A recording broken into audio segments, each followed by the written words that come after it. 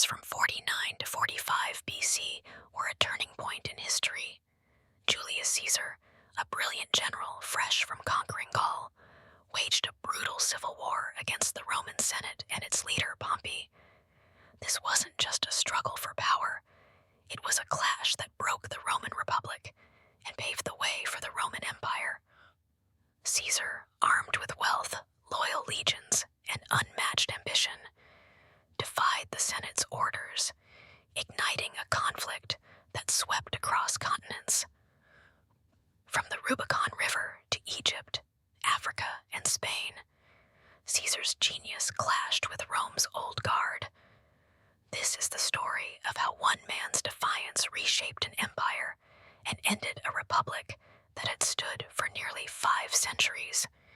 Caesar's rise to power began with his conquest of Gaul, which filled his coffers with gold and his legions with loyalty. By 49 BC, he was a hero to the Roman people, but a threat to the Senate. The senators, led by Pompey, once Caesar's ally in the First Triumvirate, feared his growing influence. They ordered him to disband his army and return to Rome as a private citizen. Caesar faced a choice: obey and lose his power, or defy the Senate and risk war. He chose the latter, standing at the Rubicon River, the boundary between his province and Italy. With the words, "The die is cast," he crossed with his army, an act of treason that sparked civil war. Rome erupted in panic. The Senate and Pompey, caught off guard by Caesar's boldness, fled the city with their supporters, expecting him to loot and burn. Instead, Caesar entered peacefully, promising to restore order. He seized the treasury to fund his campaign and charmed the people with his charisma. The Senate, meanwhile, regrouped in Greece, gathering legions, ships, and allies to challenge him. Pompey, a seasoned general with victories across the empire, was their champion. The stage was set for a showdown, with Rome itself as the prize. Caesar didn't hesitate. In 48 BC, he pursued Pompey to Greece, crossing the Adriatic in a daring winter campaign, despite Pompey's control of the seas. Landing at Dyrrhachium, Caesar faced early setbacks. Pompey's larger army outmaneuvered him, cutting off supplies and forcing a retreat. But Caesar's grit shone through. He marched his men through rugged mountains, keeping them fed and focused. Pompey, confident in his numbers, prepared for a decisive battle at Pharsalus. The Senate believed their champion would crush Caesar's smaller, weary force. The Battle of Pharsalus was a masterstroke of Caesar's genius. Pompey commanded 40,000 men, nearly twice Caesar's 22,000, but Caesar's legions were veterans of Gaul, disciplined and fiercely loyal. He outsmarted Pompey with a clever tactic, using a hidden reserve to turn the enemy's cavalry against them. The Senate's army broke, soldiers fleeing or surrendering. Pompey escaped to Egypt, but his defeat was crushing. Pharsalus showed Caesar's ability to win against the odds, cementing his reputation as Rome's greatest general. The Senate's hopes were shattered, but the war was far from over. Pompey sought refuge in Egypt, hoping its young king, Ptolemy XIII, would protect him. Instead, Ptolemy's advisors, fearing Caesar's power, betrayed Pompey. As he stepped ashore, he was stabbed to death, his head later presented to Caesar. Caesar, expecting a rival to negotiate with, was outraged at the treachery. Pompey's death shifted the war's focus. Caesar found himself in Egypt's own civil war, pitting Ptolemy against his sister, Cleopatra.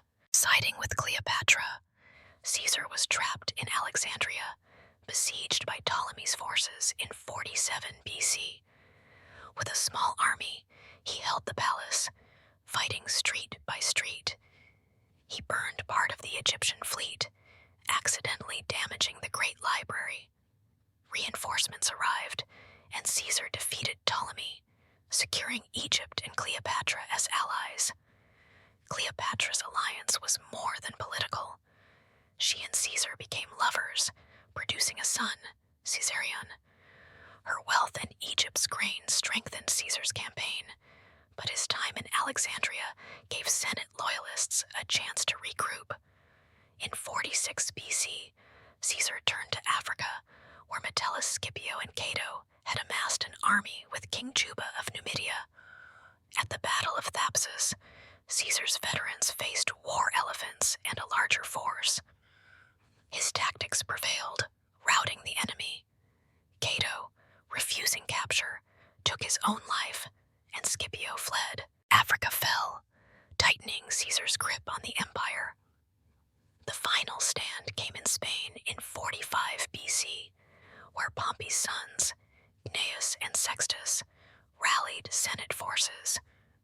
The Battle of Munda was brutal, with both sides evenly matched. Caesar's men wavered, but he rallied them personally, charging into the fray. The victory was bloody, with Gnaeus killed and Sextus fleeing. Munda ended the civil war, leaving Caesar the master of Rome. He returned to the city in triumph, celebrated with parades showcasing his conquests from Gaul to Egypt. The Senate named him dictator for life, granting him near absolute power. Caesar's reforms transformed Rome. He fixed the calendar, creating the Julian system still used today. He gave land to veterans, eased debts, and expanded citizenship. But his power alarmed the elite. Many feared he aimed to be king, a title Romans despised. On March 15th, 44 BC, senators led by Brutus and Cassius assassinated him in the Senate House, calling themselves liberators.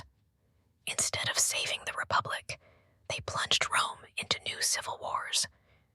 Caesar's heir, Octavian, and ally Mark Antony fought to avenge him, leading to the rise of the Roman Empire under Augustus. The civil war's cost was staggering. Thousands died, cities burned, and the Republic's institutions, senates, elections, laws, crumbled. Caesar's wealth from Gaul, loyal legions, and fame made him unstoppable. But they also broke the Republic's balance of power. His victories showed how one man could dominate Rome, setting a precedent for emperors. The war's chaos revealed the Republic's flaws: corruption, rivalries, and weak governance that Augustus later addressed. The legacy of Caesar's civil war shaped the world. The Roman Empire, born from the Republic's ashes, spread Roman culture, law, and language across Europe, Africa, and Asia. Roads, cities, and legal systems laid foundations for modern nations. Caesar's name became a title for emperors, echoing through history.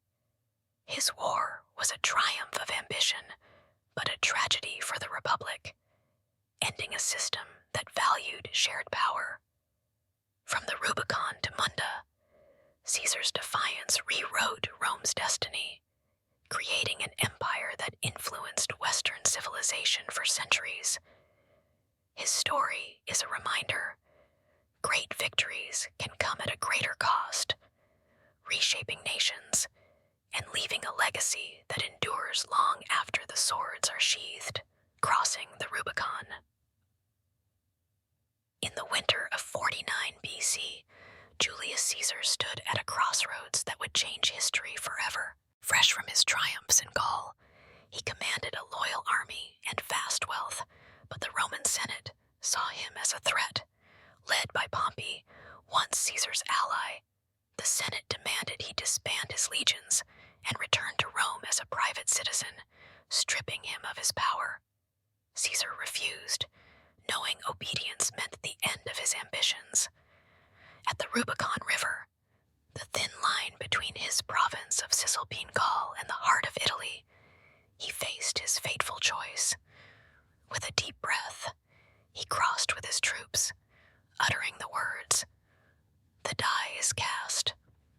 This bold act of defiance was would shatter the Roman Republic.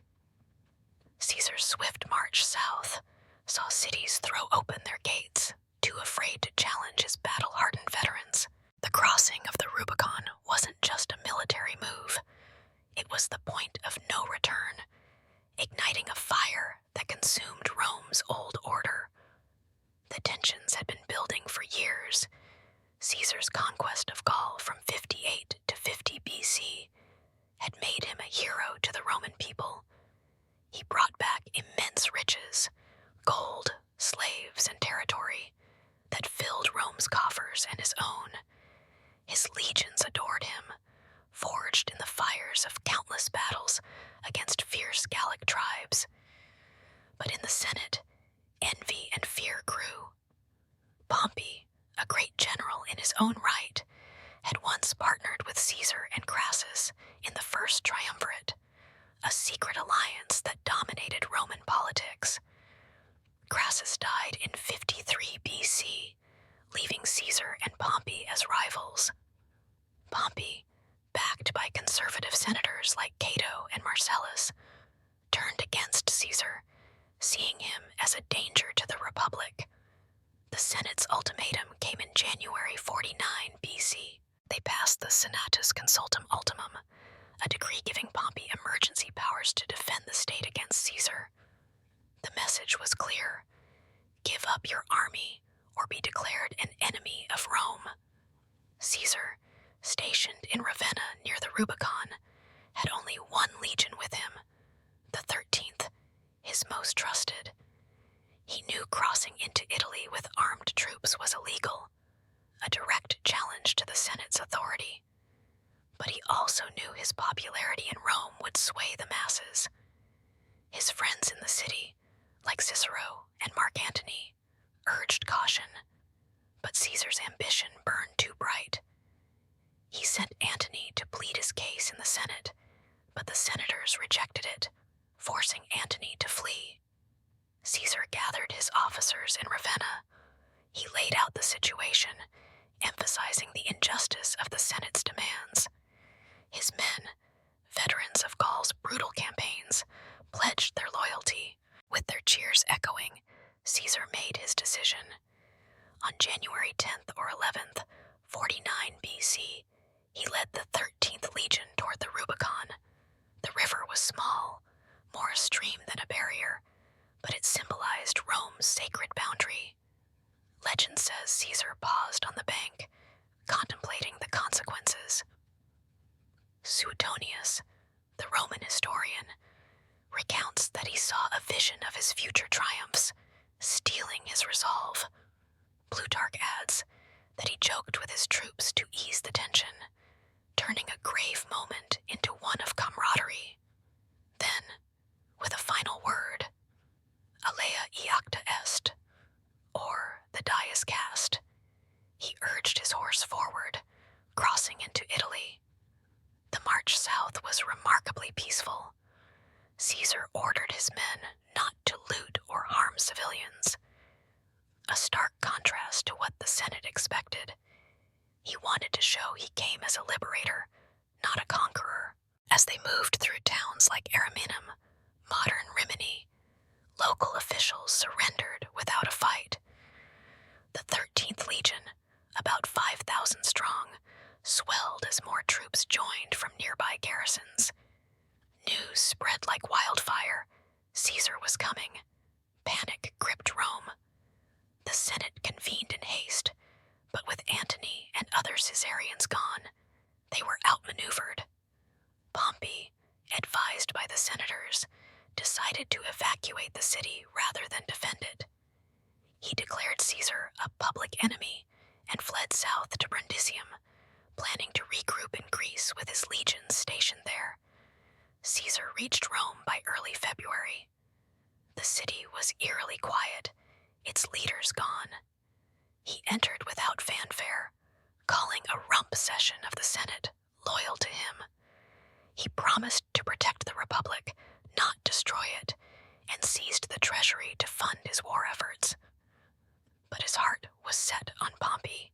He learned Pompey was preparing to sail east with 10 legions and the bulk of Rome's treasury. Caesar moved quickly, trying to block Pompey's escape at Brundisium. Though Pompey slipped away with his forces, Caesar's swift action showed his strategic mind. He then sent envoys to Pompey, offering peace, but the Senate rejected them, branding Caesar an outlaw. The crossing's impact was immediate and profound. It forced both sides into open conflict. Pompey and the Senate, now in Greece, began rallying allies across the empire, kings in the east, governors in Spain and Africa. Caesar, meanwhile, consolidated control in Italy. He pardoned many opponents, winning hearts and minds. His legions grew as volunteers flocked to him, drawn by his reputation and promises of land. The Rubicon crossing symbolized the end of diplomacy. Brother now fought brother in a war that would ravage Rome. Why did Caesar take this risk? Ambition played a role. He dreamed of greater glory, perhaps even kingship. But he also believed the Senate was corrupt, favoring the elite over the people. His populist reforms, like land distribution for the poor, had made him enemies among the nobles. Crossing the Rubicon was his stand against what he saw as tyranny. Historians debate his motives. Was he a defender of the people, or a power-hungry dictator? Whatever the truth, his action exposed the Republic's fragility. The system of checks and balances, meant to prevent any one man from dominating, crumbled under the weight of military might. The Rubicon became a metaphor for irreversible decisions. In modern language, crossing the Rubicon means committing to a path with no turning back. Caesar's gamble paid off in the short term, but it set Rome on a path to civil war. Battles like Pharsalus, Thapsus, and Munda would follow, costing countless lives. The Republic, born in 509 BC after overthrowing its kings, died not with a bang, but with Caesar's calculated step across a river. Caesar's crossing wasn't just about one man. It reflected Rome's deeper divisions. The late Republic was plagued by inequality, with vast estates owned by the rich, while small farmers struggled.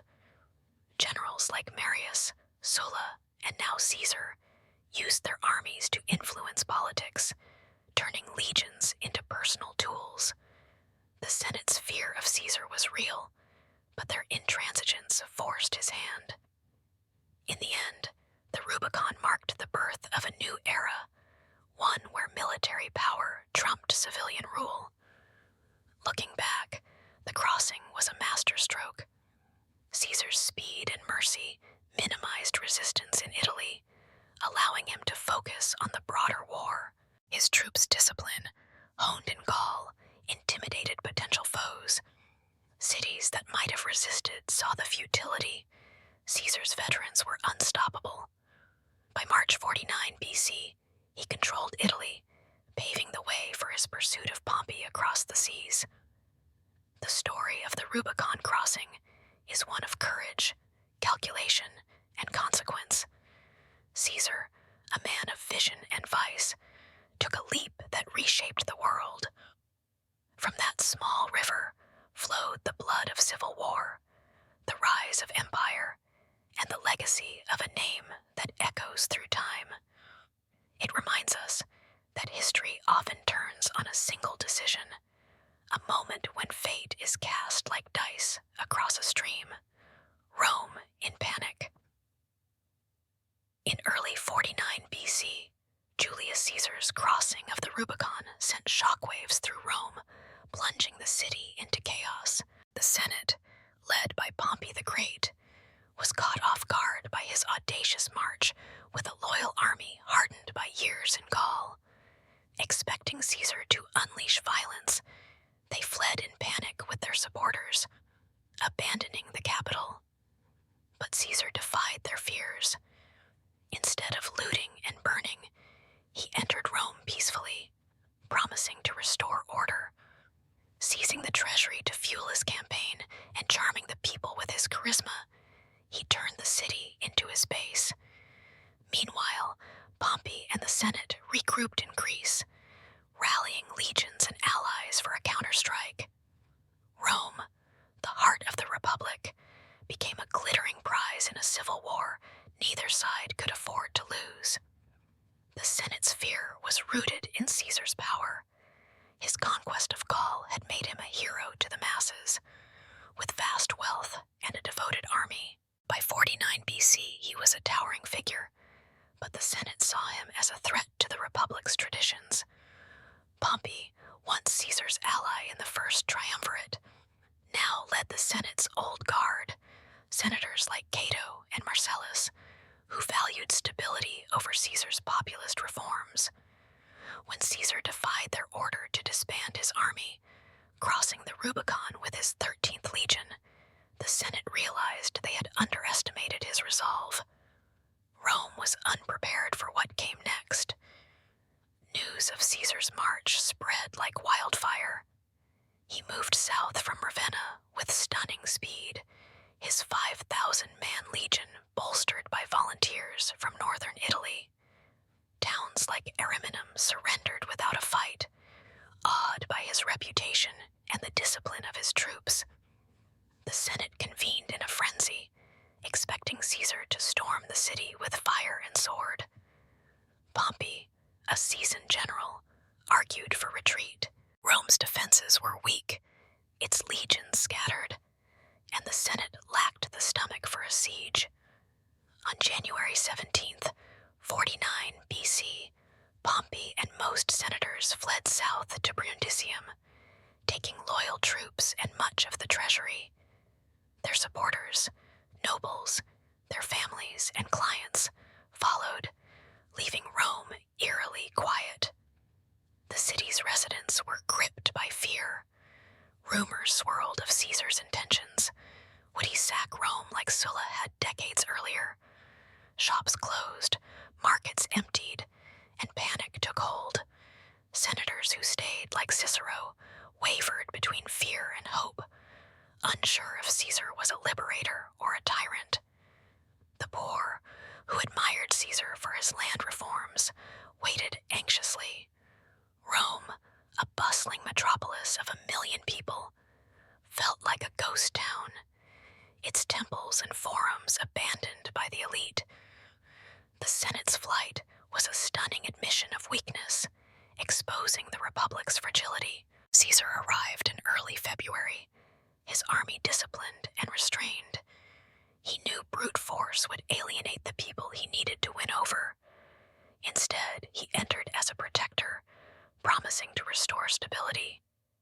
His troops camped outside the city, respecting Rome's sacred boundary, the Pomerium, where armies were forbidden. Caesar called a meeting of the remaining senators, urging them to support his cause. He spoke of the Senate's corruption, painting himself as the people's champion against a greedy elite. His charisma worked. Crowds cheered him, and some hesitant senators pledged loyalty. The treasury was Caesar's first target.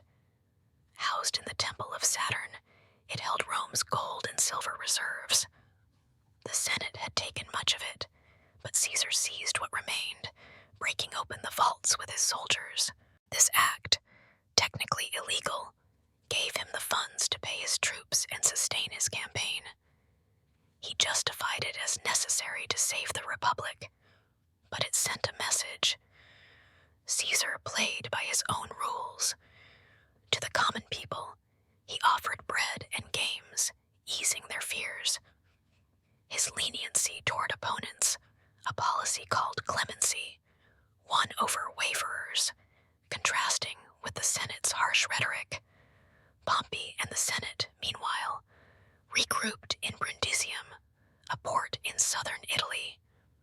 Pompey's plan was to flee to Greece, where he controlled legions and allies from his eastern campaigns. He had a vast network, client kings, governors, and resources, giving him an edge in manpower and ships. By March, he sailed across the Adriatic with 10 legions, leaving Caesar in control of Italy, but cut off from the Senate's main forces. Pompey sent letters to Rome, declaring declaring Caesar an outlaw and rallying loyalists to his cause. Greece became the Senate's stronghold, a base to challenge Caesar's grip on the capital. Rome's role as a prize was undeniable. It was the Republic's heart, home to its temples, Senate House, and the loyalty of its people. Caesar knew holding it gave him legitimacy, even if the Senate branded him a traitor. He appointed loyalists like Mark Antony to govern while he pursued Pompey, but his peaceful entry didn't erase the chaos. Trade stalled, food prices soared, and refugees from the Senate's flight strained the city. The poor cheered Caesar, but the elite whispered of tyranny. Cicero, writing to friends, called it a republic in name only. Caesar's next move was to secure Italy. He marched to Brundisium, hoping to trap Pompey before he escaped. Pompey slipped away, but Caesar captured key ports and garrisons. He sent envoys to Pompey, offering peace talks, but the Senate rejected them, demanding his surrender. Caesar's control of Rome gave him a propaganda victory, but the war was just beginning. Pompey's forces in Greece, Spain, and Africa posed a massive threat. The city, though spared destruction, remained tense, caught between two giants in a fight for Rome's soul. The chaos of 49 BC revealed the Republic's cracks. The Senate's flight showed their lack of resolve, while Caesar's mercy exposed his cunning. He didn't need to burn Rome to win it. His reputation and restraint were enough. The people saw him as a savior, but the Senate saw a dictator in the making. Rome's panic wasn't just about fear of violence. It was the dawning realization that the Republic was unraveling. The old system, built on shared power, couldn't contain a man like Caesar, whose legions and ambition dwarfed tradition. This moment set the stage for the Civil War's bloody years. Caesar's march on Rome was a psychological blow, forcing the Senate to fight on foreign soil. Pompey's retreat to Greece bought time, but it cost him Italy. Rome, spared the torch, became Caesar's base, its treasury and people fueling his campaign. The war would rage across continents, but the panic in Rome marked the Republic's tipping point. Caesar's defiance turned the city into a symbol, not of unity, but of a nation divided against itself. The legacy of this chaos lingers. Caesar's peaceful entry showed his genius for winning hearts, but it also exposed the Senate's weakness. The Republic, already strained by inequality and power struggles, began to crumble. Rome's panic was more than a moment of fear. It was the start of the end. As Caesar and Pompey prepared for their next clash, the city stood as a prize and a warning. Even the greatest republic could fall when ambition outgrew its laws. The Rubicon was crossed, Rome was shaken, and the path to empire was open, pursuit to Greece. In 48 BC, Julius Caesar refused to let his enemies regroup. After seizing Rome and watching Pompey and the Senate flee to Greece, he launched a bold pursuit to crush their forces. Determined to end the civil war quickly, Caesar led his army across the Adriatic Sea in a daring winter campaign, defying Pompey's naval superiority. Landing at Dyrrhachium, he faced setbacks as Pompey's larger army outmaneuvered him, forcing a retreat. But Caesar's resilience shone through. He rallied his men through rugged terrain, setting the stage for a decisive showdown at Pharsalus.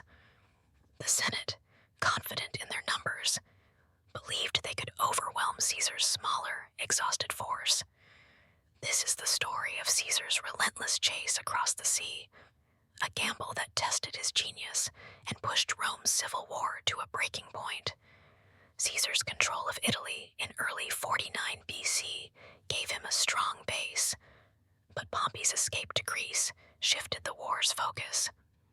Pompey, backed by the Senate, had a vast network of allies in the east, client kings, governors, and legions from his earlier conquests. He controlled the seas with a powerful navy, outnumbering Caesar's ships by a wide margin. Greece, with its ports and resources, was the perfect place for Pompey to rebuild his strength. Caesar knew waiting would only let Pompey grow stronger. By January 48 BC, he decided to strike, chasing his rival across the Adriatic to prevent the Senate from rallying. The campaign was a logistical nightmare. Winter storms made the Adriatic treacherous, and Pompey's navy patrolled the waters, ready to sink Caesar's transports. Caesar had only a small fleet, barely enough to carry his troops. With about 20,000 men, 7 understrength legions, he embarked from Brundisium in early January. His plan was to land at Dyrrhachium, a key port in western Greece, and catch Pompey off guard. The crossing was risky. His ships were packed with soldiers, supplies were low, and a single naval defeat could strand him. But Caesar thrived on bold moves, trusting his veterans' loyalty and his own instincts. Miraculously, Caesar's fleet landed near Dyrrhachium on January 4th, 48 BC, dodging Pompey's patrols. He disembarked with half his army, about 15,000 men, as the rest, under Mark Antony, were delayed by storms. Pompey, with nearly 40,000 troops, was nearby, his forces bolstered by Eastern allies and local recruits. Caesar's smaller army was vulnerable, short on food, and cut off from reinforcements. Pompey, sensing an advantage, moved to pin Caesar against the coast. At Dyrrhachium, the two armies clashed in a series of skirmishes, with Pompey's larger force outmaneuvering Caesar's lines. The Battle of Dyrrhachium was a low point for Caesar. Pompey fortified his position, building walls and trenches to trap Caesar's army against the sea. Caesar countered with his own fortifications, creating a tense standoff, but Pompey's navy controlled the coast, blocking Antony's reinforcements. Food ran scarce, and Caesar's men foraged on roots and barley meant for horses. Pompey's troops, well supplied, harassed Caesar's lines with cavalry and archers. In July 48 BC, Pompey launched a surprise attack, exploiting a weak point in Caesar's defenses.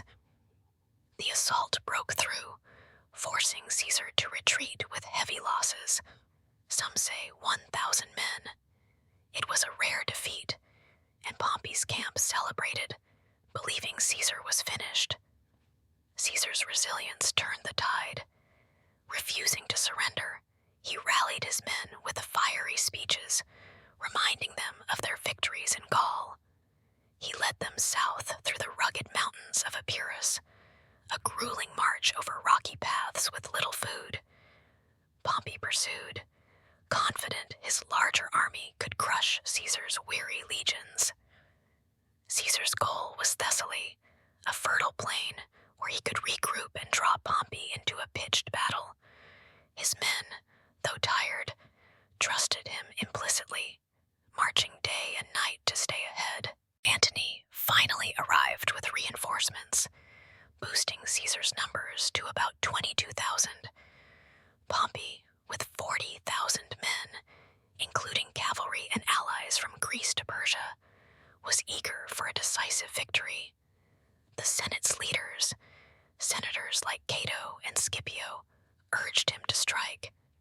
They believed their numbers, nearly twice Caesar's, guaranteed success. Pompey chose the plains of Pharsalus for the battle, a flat terrain ideal for his cavalry and larger forces. Caesar, outnumbered but undaunted, saw an opportunity. His veterans were disciplined, battle-hardened from years in Gaul, while Pompey's army included many untested recruits. Caesar prepared a trap, knowing the battle would decide the war's course. The march to Pharsalus was a testament to Caesar's leadership. His men endured hunger, storms, and a superior enemy, yet never wavered. He kept their spirits high, sharing their hardships and promising victory's rewards. Pompey, under pressure from the Senate, abandoned his cautious strategy, eager to end Caesar's threat. The stage was set for August 9th, 48 BC, when the two armies would clash at Pharsalus. The Senate's confidence blinded them to Caesar's cunning, while his pursuit across Greece showed his relentless drive. Caesar's campaign in Greece wasn't just about military might, it was a psychological blow. By chasing Pompey across the sea, he kept the Senate on the run, never letting them regroup unchallenged. Dyrrachium's setback showed his vulnerability, but his recovery proved his genius. He turned a retreat into a strategic advance, choosing the battlefield at Pharsalus to play to his strengths. The Senate, overconfident in their numbers, underestimated Caesar's ability to adapt and inspire. The pursuit to Greece was a high-stakes gamble. Caesar risked everything: his army, his reputation, his life, on a winter crossing and a campaign against a stronger foe. His fleet's success in dodging Pompey's navy was a stroke of luck, but his leadership made it count. The march through Greece's mountains, with starving men and an enemy at their heels, showed his resolve. Caesar's veterans, forged in Gaul's crucible, were his greatest asset, their loyalty outweighing Pompey's numbers. This chapter of the Civil War highlights Caesar's audacity. Crossing the Adriatic in winter, facing defeat at Dyrrachium, and marching to Pharsalus were acts of sheer determination. Pompey's larger army and naval power seemed insurmountable, yet Caesar's speed and strategy kept him in the fight. The Senate's confidence, rooted in tradition and numbers, set them up for a fall. Pharsalus loomed as the decisive moment, but the pursuit to Greece was where Caesar proved he would never back down. The legacy of this chase is clear. Caesar's boldness kept the initiative, forcing Pompey to react rather than dictate. Greece became the arena where Rome's fate was decided, not by senators' decrees, but by soldiers' swords. The pursuit showed the Republic's cracks, its reliance on individual generals like Pompey and Caesar, whose ambitions outgrew its laws. As Caesar marched to Pharsalus, he carried not just an army, but the future of Rome itself, a future where one man's will could reshape an empire. The pursuit to Greece was the spark that lit the fire of civil war, leading to a battle that would echo through history, the Battle of Pharsalus. In August 48 BC, the plains of Pharsalus in central Greece became the stage for a battle that would reshape Rome. Julius Caesar, relentless in his pursuit of power, faced Pompey the Great, the Senate's champion, in a clash that defined the Civil War. Pompey commanded a massive army of nearly 40,000 men, almost twice Caesar's 22,000. But Caesar's legions, hardened veterans of the Gallic Wars, were fiercely loyal and expertly trained. With a brilliant surprise tactic, Caesar turned Pompey's cavalry against him, shattering the Senate's forces. Pompey fled to Egypt, his army in ruins. The Battle of Pharsalus was a stunning victory, proving Caesar's genius and sending a clear message. The Senate's might was no match for his resolve. The road to Pharsalus was paved with Caesar's audacity. After crossing the Rubicon and seizing Rome in 49 BC, he chased Pompey to Greece, landing at Dyrrachium despite Pompey's naval dominance. A setback there forced Caesar to retreat, but he regrouped, leading his men through grueling marches to Thessaly.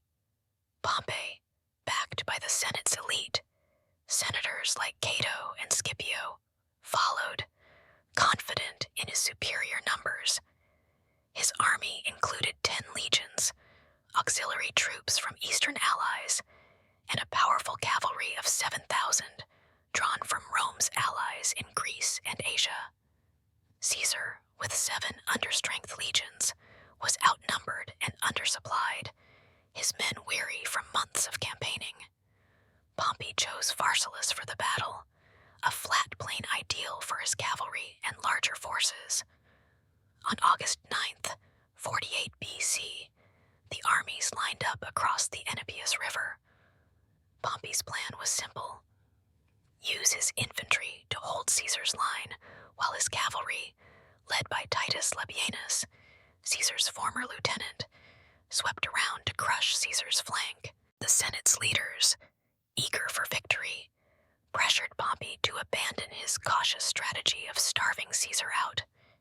They believed their numbers, 40,000 infantry and 7,000 horse against Caesar's 22,000 infantry and 1,000 cavalry, guaranteed a rout.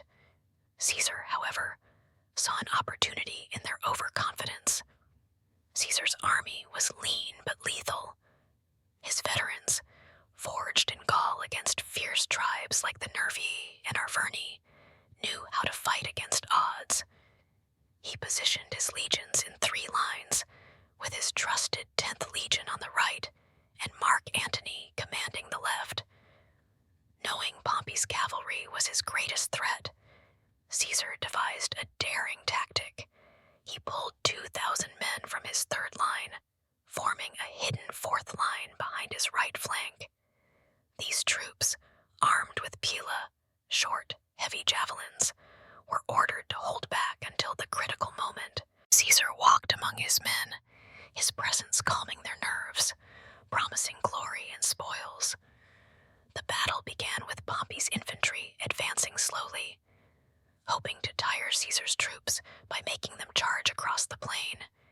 Caesar's men, disciplined to a fault, held their ground until close range, then hurled their pila, disrupting Pompey's lines. The armies clashed, shields locked, swords flashing in the summer heat. Pompey's cavalry charged, aiming to envelop Caesar's right. At first, it seemed to work. Caesar's smaller cavalry reeled under the onslaught. Labienus, sensing victory, pressed forward, expecting to roll up Caesar's flank and end the battle. Then Caesar sprang his trap. His hidden 4th line surged forward, thrusting their pila into the faces of Pompey's cavalry. The horses, startled by the sudden attack, panicked, and the riders, many young nobles unused to such resistance, broke ranks. Caesar's men pressed the attack, driving the cavalry back into Pompey's auxiliaries, creating chaos. Seizing the moment, Caesar ordered his 3rd line to charge, hitting Pompey's infantry as they struggled to reform. The Senate's army, already shaken, began to crumble under the relentless assault. Pompey's lines collapsed. His troops, a mix of seasoned soldiers and green recruits, couldn't match the cohesion of Caesar's veterans. Thousands surrendered or fled, leaving their standards in the dust. Pompey, watching from a nearby hill, saw his army disintegrate. Despairing, he rode to his camp, then fled to the coast with a few loyalists bound for Egypt. Caesar's men stormed Pompey's camp, capturing supplies and prisoners. By day's end, estimates suggest 6,000 of Pompey's men were dead, with thousands more captured, while Caesar lost about 1,200, a steep price, but a decisive victory.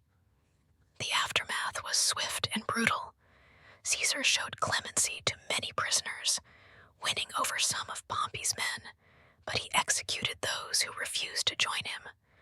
The Senate's leaders scattered, some to Africa, others to Spain, leaving Pompey to face his fate alone. Caesar's victory at Pharsalus was a masterstroke, proving his tactical brilliance. His surprise tactic against the cavalry turned the tide, exploiting Pompey's reliance on numbers over strategy. The battle broke the Senate's backbone, shifting the civil war's momentum firmly to Caesar. For Rome, Pharsalus was a turning point. The The Senate's dream of crushing Caesar died on that dusty plain. Pompey, once Rome's greatest general, was now a fugitive. His reputation shattered. Caesar's victory sent shockwaves through the empire, convincing many cities and allies to switch sides. The Roman people, reading Caesar's dispatches, hailed him as a hero, while the Senate's cause seemed lost. Yet, the war wasn't over. Pompey's allies would regroup, and new battles loomed in Egypt, Africa, and Spain. Pharsalus showcased Caesar's genius, his ability to read the battlefield, adapt to a stronger foe, and inspire his men, turned a desperate situation into triumph. His veterans' loyalty, honed in Gaul, proved stronger than Pompey's numbers. The battle also exposed the Senate's weakness, their reliance on a single champion and untested troops. Pompey's defeat wasn't just military. It was a blow to the Republic's old order, which valued tradition over adaptability. The legacy of Pharsalus echoes through history. It marked the moment when Caesar's path to absolute power became clear. The Republic, already weakened by years of rivalry and corruption, couldn't withstand a leader with Caesar's ambition and skill. His victory set the stage for his dictatorship, but it also sowed the seeds of his downfall. As senators feared his growing power, Pharsalus was more than a battle. It was the death knell of the Republic, rung by a man who outfought and outthought his enemies. This chapter of the Civil War shows what happens when genius meets opportunity. Caesar's smaller, battle-worn army defeated a force twice its size through strategy and sheer will. Pompey's flight to Egypt marked the end of his role, but not the war. Caesar's triumph at Pharsalus was a statement. No one could match his resolve. The plains of Thessaly became a graveyard for the Senate's hopes, paving the way for an empire built on the ruins of a republic. As Caesar surveyed the battlefield, he knew Rome's future rested in his hands, a prize won with blood and brilliance. The Alexandrian War. In late 48 BC, Julius Caesar landed in Egypt, chasing Pompey after his victory at Pharsalus. Instead of finding his rival, he was drawn into a deadly civil war between the young King Ptolemy XIII and his sister Cleopatra VII. Siding with Cleopatra, Caesar found himself besieged in Alexandria, trapped with a small force of 4,000 men against Ptolemy's larger army and a hostile city. His troops held the royal palace, fighting street by street, while Caesar burned part of the Egyptian fleet, accidentally setting fire to the Great Library. After months of desperate struggle, reinforcements arrived, and Caesar defeated Ptolemy's forces in 47 BC. Cleopatra became his ally and lover, securing Egypt's vast wealth and grain for his cause. This is the story of the Alexandrian War, a chaotic chapter that tested Caesar's resilience and reshaped Rome's civil war. Caesar arrived in Alexandria in October 48 BC, expecting to confront Pompey. Instead, he was presented with Pompey's severed head, a betrayal by Ptolemy's advisors that shocked and angered him. Egypt was a wealthy prize, its grain vital to feeding Rome, but it was in turmoil. Ptolemy XIII, a boy of 15, and his sister Cleopatra, 21, were locked in a bitter struggle for the throne. Their father, Ptolemy XII, had left them as co-rulers, but Ptolemy's advisors, Pothinus, Achilles, and Theodotus, had exiled Cleopatra to seize power. Caesar, with only 2 understrength legions, saw an opportunity to stabilize Egypt and gain its resources for his war against the Senate. Cleopatra acted first. Exiled but cunning, she smuggled herself into Caesar's quarters, famously rolled in a carpet, according to legend. Her charm and ambition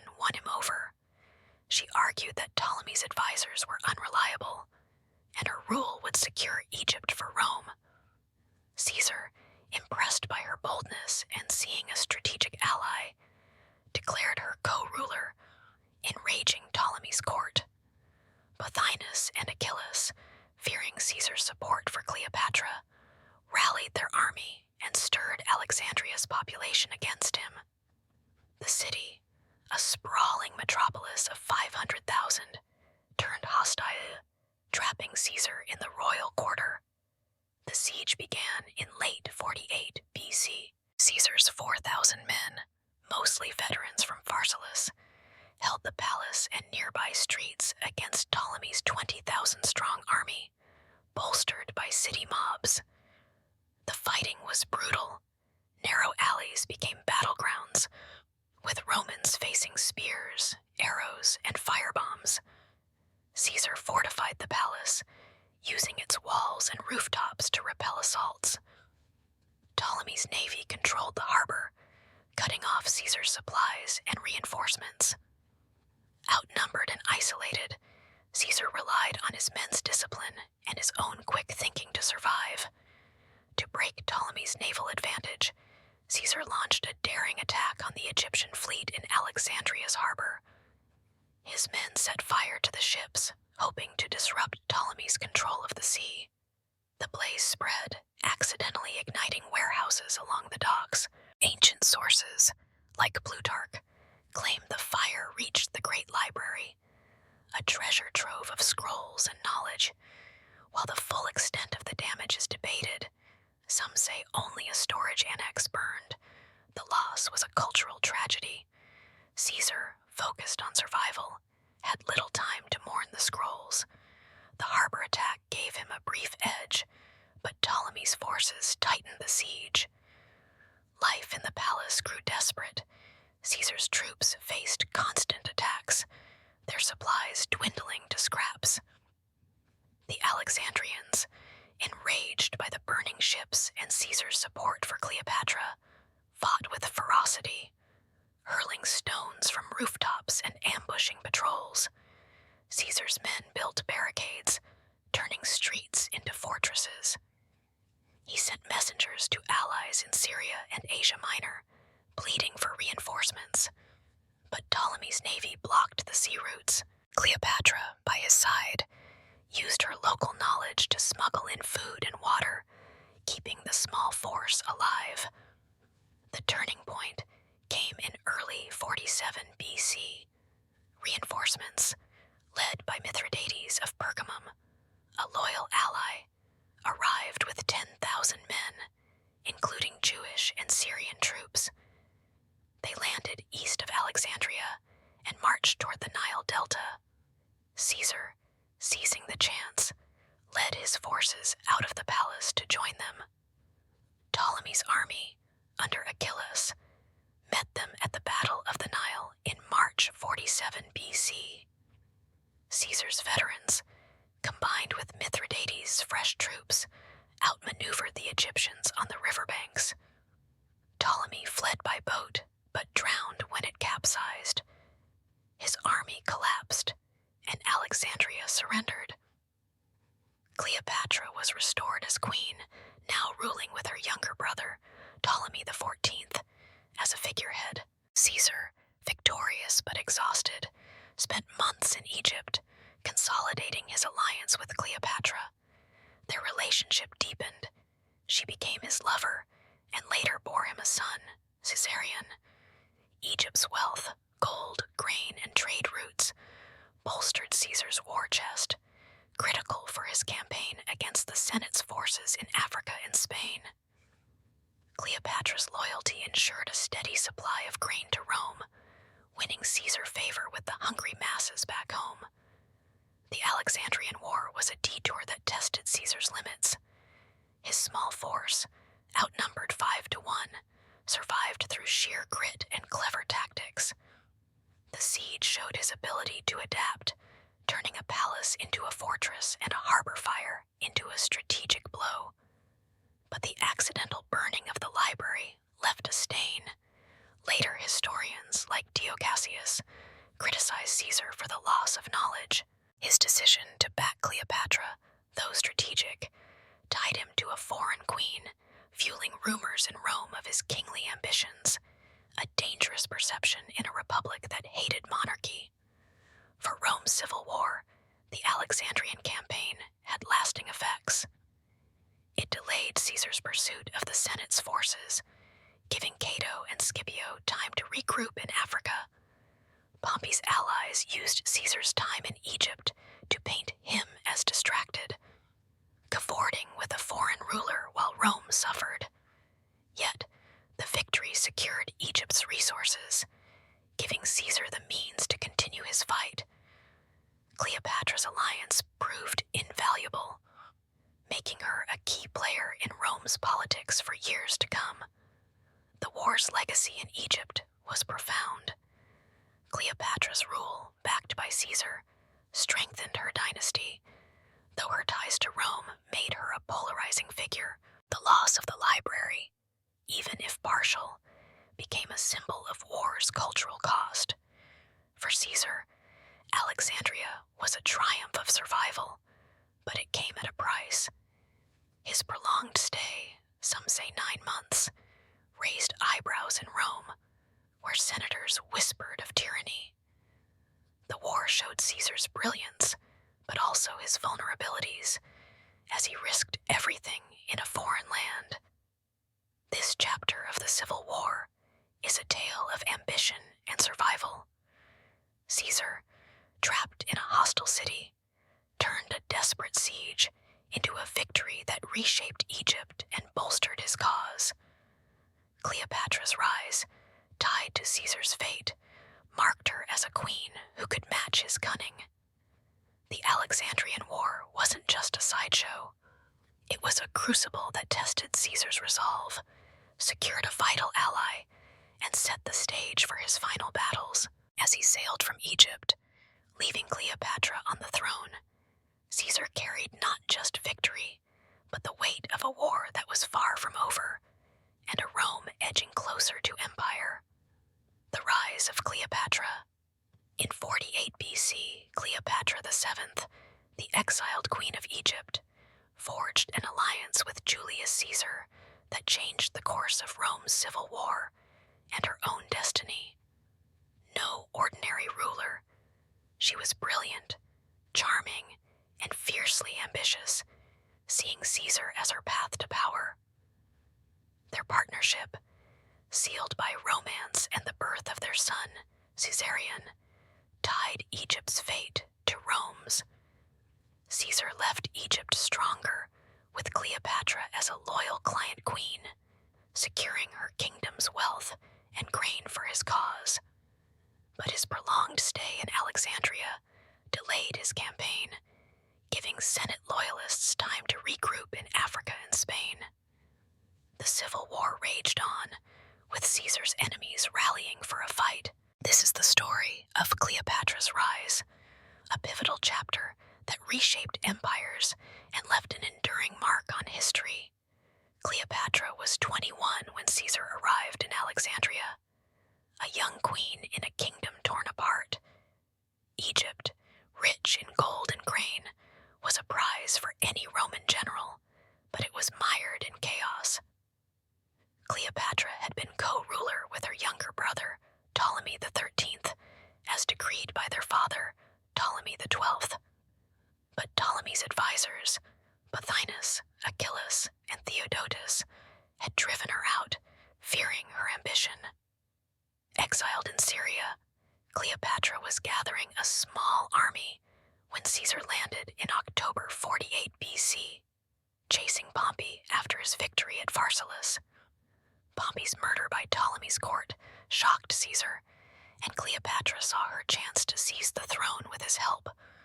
Her first move was legendary. Unable to enter Alexandria openly, Cleopatra smuggled herself into Caesar's quarters, reportedly rolled in a carpet or wrapped in bedding. When she emerged, her intelligence and charisma captivated him.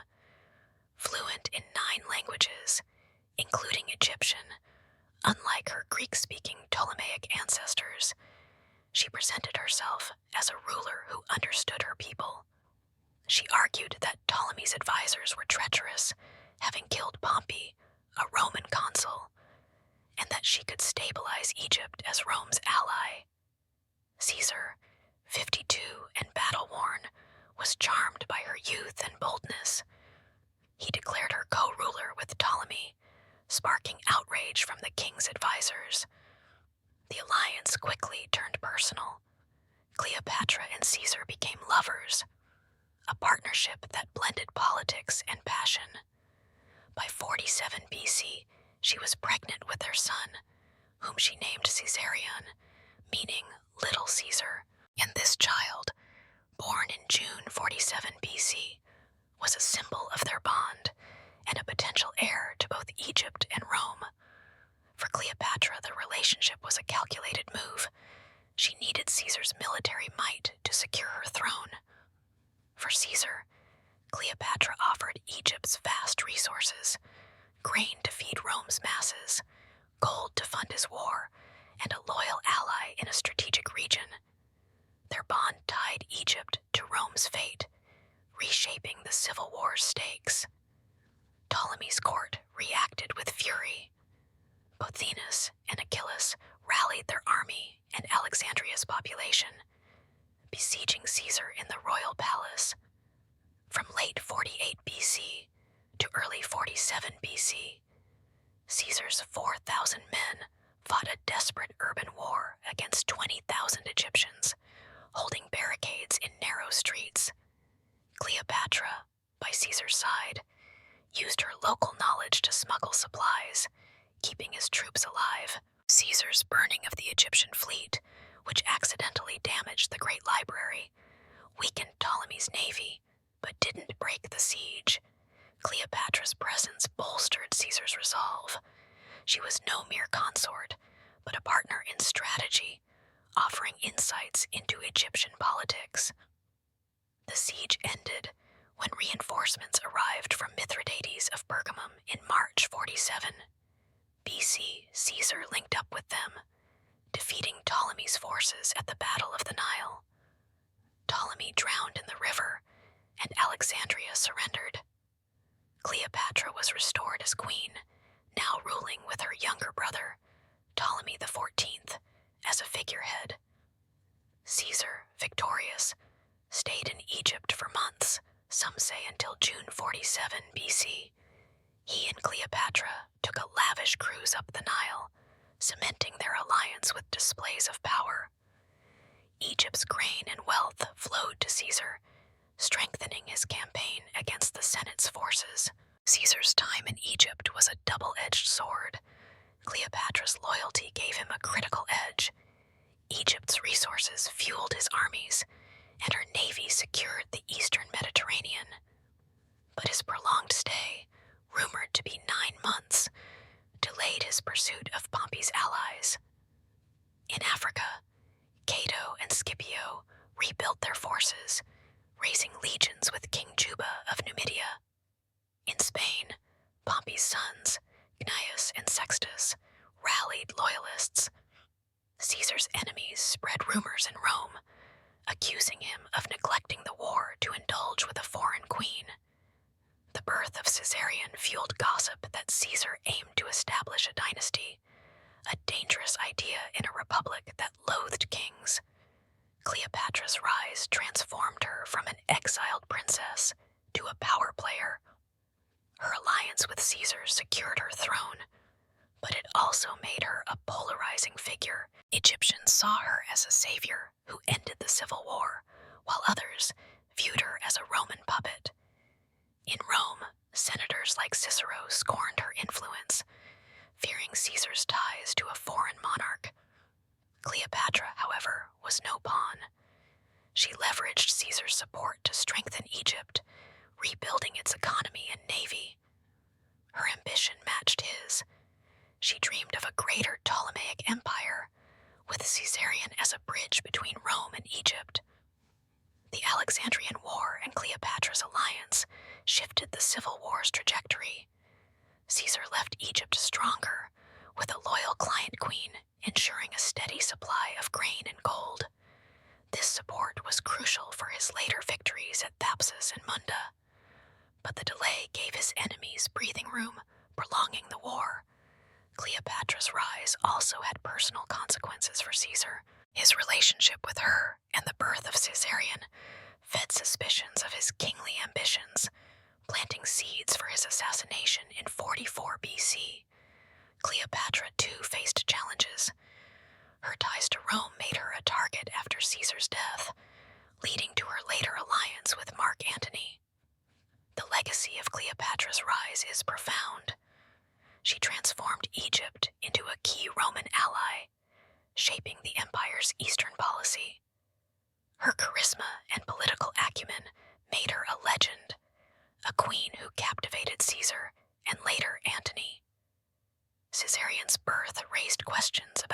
succession, a sensitive issue in Rome's republic. The alliance also showed the power of personal ties in politics. Cleopatra's charm was as potent as Caesar's legions. Her rise marked Egypt's last gasp as a major power before it became a Roman province. This chapter of the Civil War is a tale of ambition and alliance. Cleopatra, a young queen in exile, seized her moment, turning Caesar's arrival into her triumph. Their partnership, born in a besieged palace, reshaped Egypt and bolstered Rome's war machine. But Caesar's time in Alexandria, while strengthening his cause, gave his enemies time to rally, setting the stage for bloodier battles. Cleopatra's rise was a beacon of hope for Egypt and a warning for Rome. A foreign queen's influence could sway an empire's fate. As Caesar sailed from Egypt, he carried not just victory, but the weight of a partnership that would echo through history, from Alexandria's palaces to Rome's blood-soaked Senate floor war in Africa. By 46 BC, Julius Caesar's path to dominance in Rome's civil war led him to the province of Africa, a wealthy stronghold where the Senate's forces had regrouped after their defeat at Pharsalus. Led by Metellus Scipio and Cato the Younger, these loyalists to the Old Republic, joined by King Juba I of Numidia, commanded a formidable army and controlled rich territories along the North African coast. Caesar landed with a smaller, battle-worn force, facing harsh desert terrain and critical supply shortages. At the Battle of Thapsus, his seasoned veterans outmaneuvered the enemy, overcoming their fearsome war elephants. Scipio fled, and Cato, refusing to live under Caesar's rule, took his own life.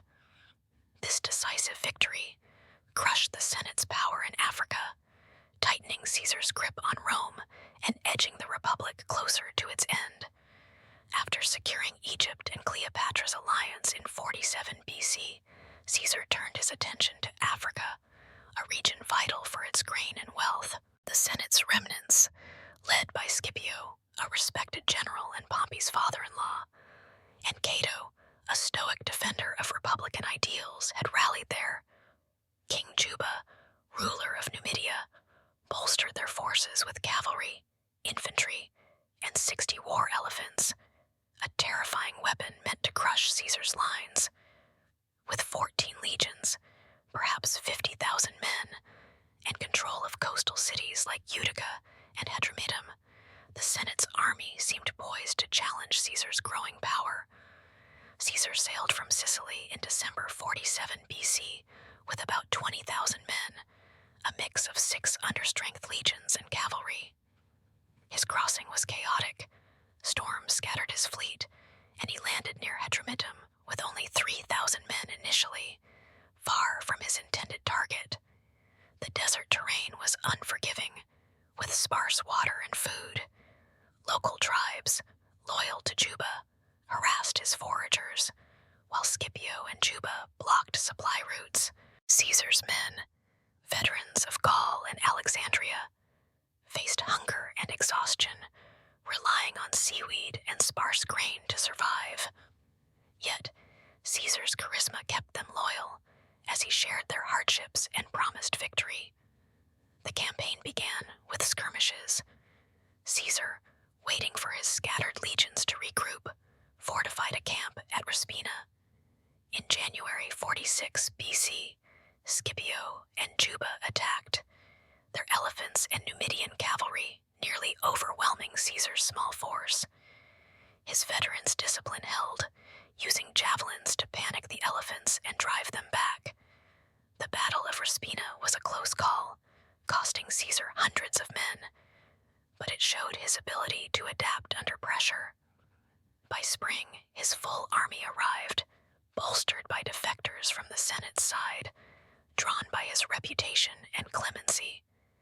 Scipio and Cato, based in Utica, aimed to starve Caesar out using Juba's cavalry to cut off supplies. Caesar countered with bold raids, capturing towns like Uzeda to secure grain. He trained his men to face elephants, teaching them to aim for the beast's legs and trunks. His strategy was to force a pitched battle, where his veterans' cohesion could outshine the Senate's larger but less disciplined army. Scipio, pressured by allies to act, moved to Thapsus, a fortified coastal city, setting the stage for the decisive clash. The Battle of Thapsus, fought on April 6, 46 BC, was a masterclass in Caesar's tactics. Scipio's army, with about 40,000 infantry, 10,000 cavalry, and Juba's elephants, outnumbered Caesar's 25,000 infantry and 2,000 cavalry. Scipio deployed his elephants on the flanks, hoping to break Caesar's lines. Caesar positioned his legions in 3 lines, with archers and slingers ready to target the elephants. As the armies closed, Caesar's men, eager for battle, charged without orders, a rare lapse in discipline. Caesar, seizing the moment, rode among them, shouting encouragement. The battle turned when Caesar's troops targeted the elephants. Javelins and arrows panicked the beasts, causing them to stampede back into Scipio's own lines, sowing chaos.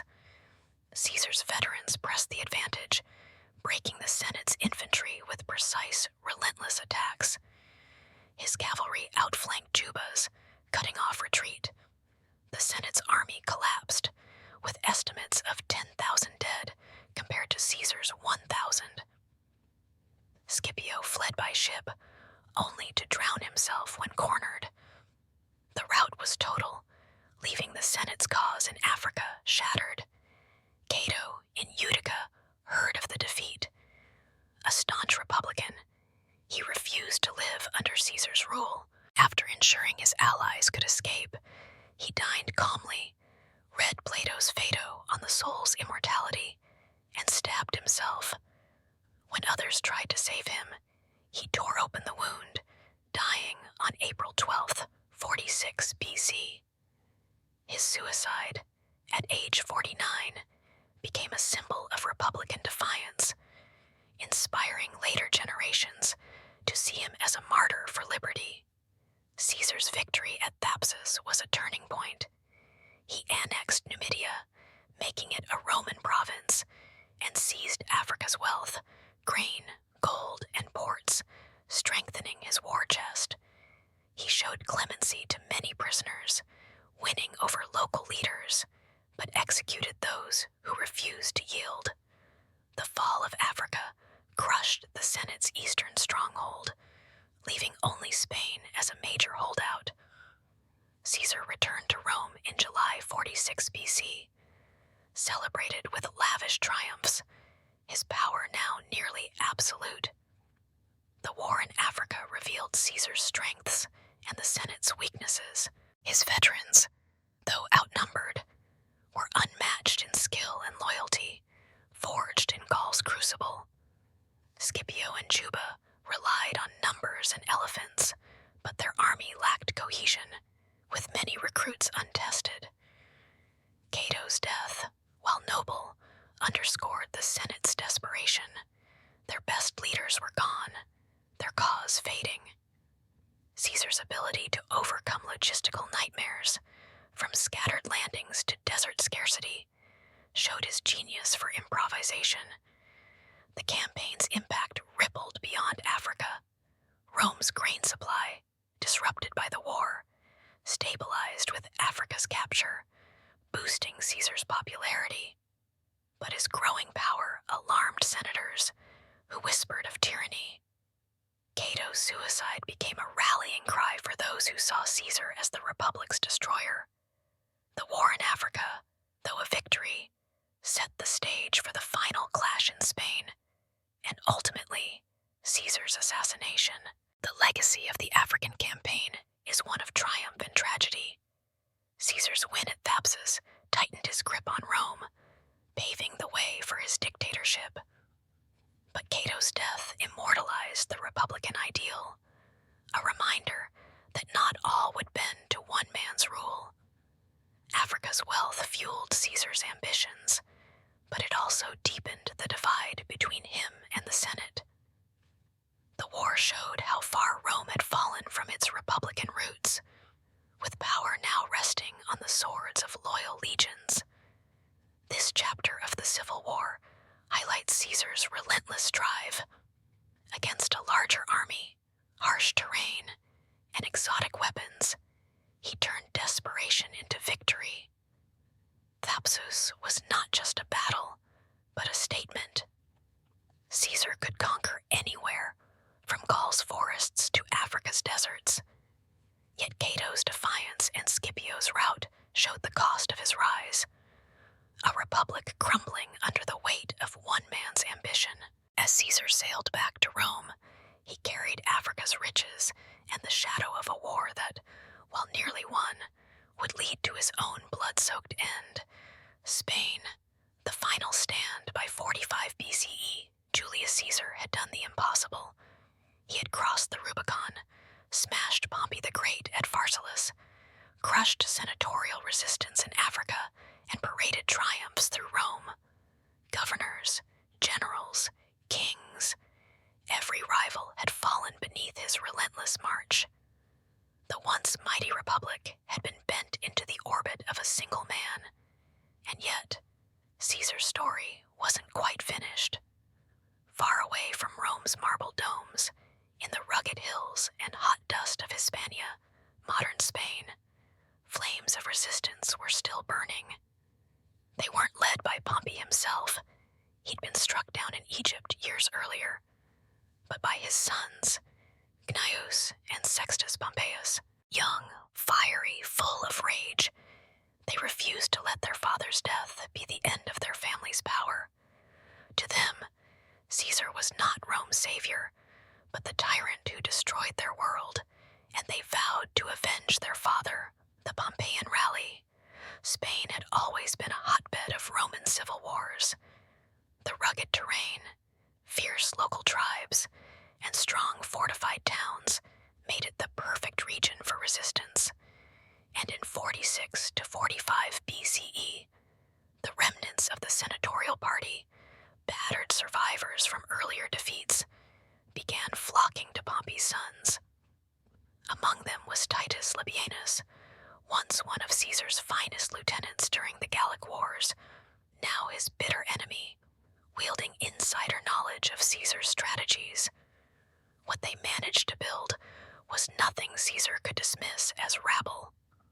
By 45 BCE, in Spain, the Pompeians commanded an army of nearly 70,000 infantry and 6,000 cavalry, hardened veterans, Gaulish mercenaries, Spanish recruits.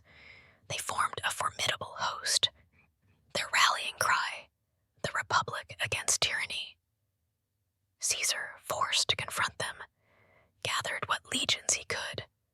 9 legions, perhaps 40,000 to 50,000 men, battle-tested but exhausted after years of non-stop campaigns. The stage was set for the final and bloodiest act of the Civil War, Munda. The decisive clash came near the small town of Munda in southern Spain on March 17th, 45 BCE. Caesar marched his army into the Andalusian plain, only to find Pompey's sons cleverly entrenched. The Pompeians had taken high ground, slopes rising just behind their line of battle. In war, hills mattered. The Pompeians could fight downhill. Caesar's men faced the hell of fighting upward against gravity, fortifications, and determination. For once, Caesar did not possess the perfect advantage. This battle would not be about genius tricks or clever traps. It would be a brute contest of stamina, steel, and will, the bloody stalemate. The legions lined up in the dust, the March sun glaring. Unlike most battles Caesar had fought, this one began with uncertainty. Normally, Caesar's troops surged with early momentum, battering their way through raw conscripts or unsteady recruits. But at Munda, they met equals, heavily armed veterans, many of whom had fought under Pompey in the east, men with years of discipline. These weren't panicked allies or migrating tribes. They were Rome's sons killing Rome's sons. For hours, the battle locked in stalemate. Caesar's left pressed, then was driven back. His cohorts surged uphill, only to be met with countercharges, Pila clattering down like hail. One contemporary account claimed that the fight was so brutal that the lines barely moved for the entire opening hours, just a grinding slaughter. Caesar himself later admitted he had never fought so hard for survival. Pharsalus had been a glorious triumph. Munda was a nightmare. Caesar takes the field. At one point, Caesar's forces on the right wing began faltering badly. The line bent. Men gave ground. The uphill grind began to crush morale. If one section of the front collapsed, a rout could sweep the entire army. Victory and Caesar's career teetered on the edge of destruction. And here is where Caesar did what few Roman commanders ever dared. He hurled himself physically into the worst of it. Grabbing a shield, riding forward where javelins hissed and swords flashed, Caesar charged into the melee. His presence was electric to soldiers. Seeing their general fighting side by side with them was both awe-inspiring and terrifying, because it meant things were truly desperate. Ancient accounts tell us Caesar shouted to his men, showing himself like a gladiator, reminding them that here was no retreat, only survival or death. He was already famous for personal courage in Gaul, but at Munda, he staked it all. His life, his prestige, the war itself. The impact worked. The legions steeled themselves, pressing uphill in desperate determination. The turning point. As the infantry slaughter ground on, Caesar ordered his cavalry and reserves into a bold maneuver, a flanking strike that forced the Pompeian line to bend under pressure. Exhaustion began biting into the Pompeians' stamina. The critical moment came when Titus Labienus, Caesar's former right-hand man, now trusted general of Pompey's sons, was seen galloping across the battlefield with cavalry reinforcements. His movement, though tactical in intent, seemed like a retreat to the Pompeian ranks watching nearby. And in a close, morale-threading fight, perception is reality. Seeing Labienus ride off, parts of the Pompeian line panicked. Murmurs turned into fear, fear into movement, and suddenly, segments of the enemy began breaking. Caesar's legions surged forward, exploiting the gap. The stalemate broke like a dam collapsing. The rout. Once the Pompeian line gave way, the carnage was total. Caesar's soldiers cut through the retreating masses, driving them into the plains and cutting down any who hesitated. By ancient accounts, over 30,000 Pompeians were killed versus around 1,000 of Caesar's men. The numbers are staggering, though surely rounded for drama. Still, what's certain is that the battle became a slaughter once resistance cracked. Labienus himself was killed fighting. Gnaeus Pompey, the eldest son, tried to flee, but was hunted down and executed. Sextus Pompey managed to escape into hiding, and would later cause Rome more headaches with piracy, but as a serious military leader, his threat had ended. Caesar's reflections. When the dust cleared over the bloody hills of Munda, Caesar allegedly stood in quiet contemplation. He confessed that all his previous victories had been against foreign enemies, or Romans less resolute. But at Munda, for the first time, he had nearly lost everything. He admitted openly, "Today, I fought not for victory, but for survival." That reflection speaks volumes. For all his brilliance, Caesar knew how close he had come to being erased on that Spanish battlefield aftermath.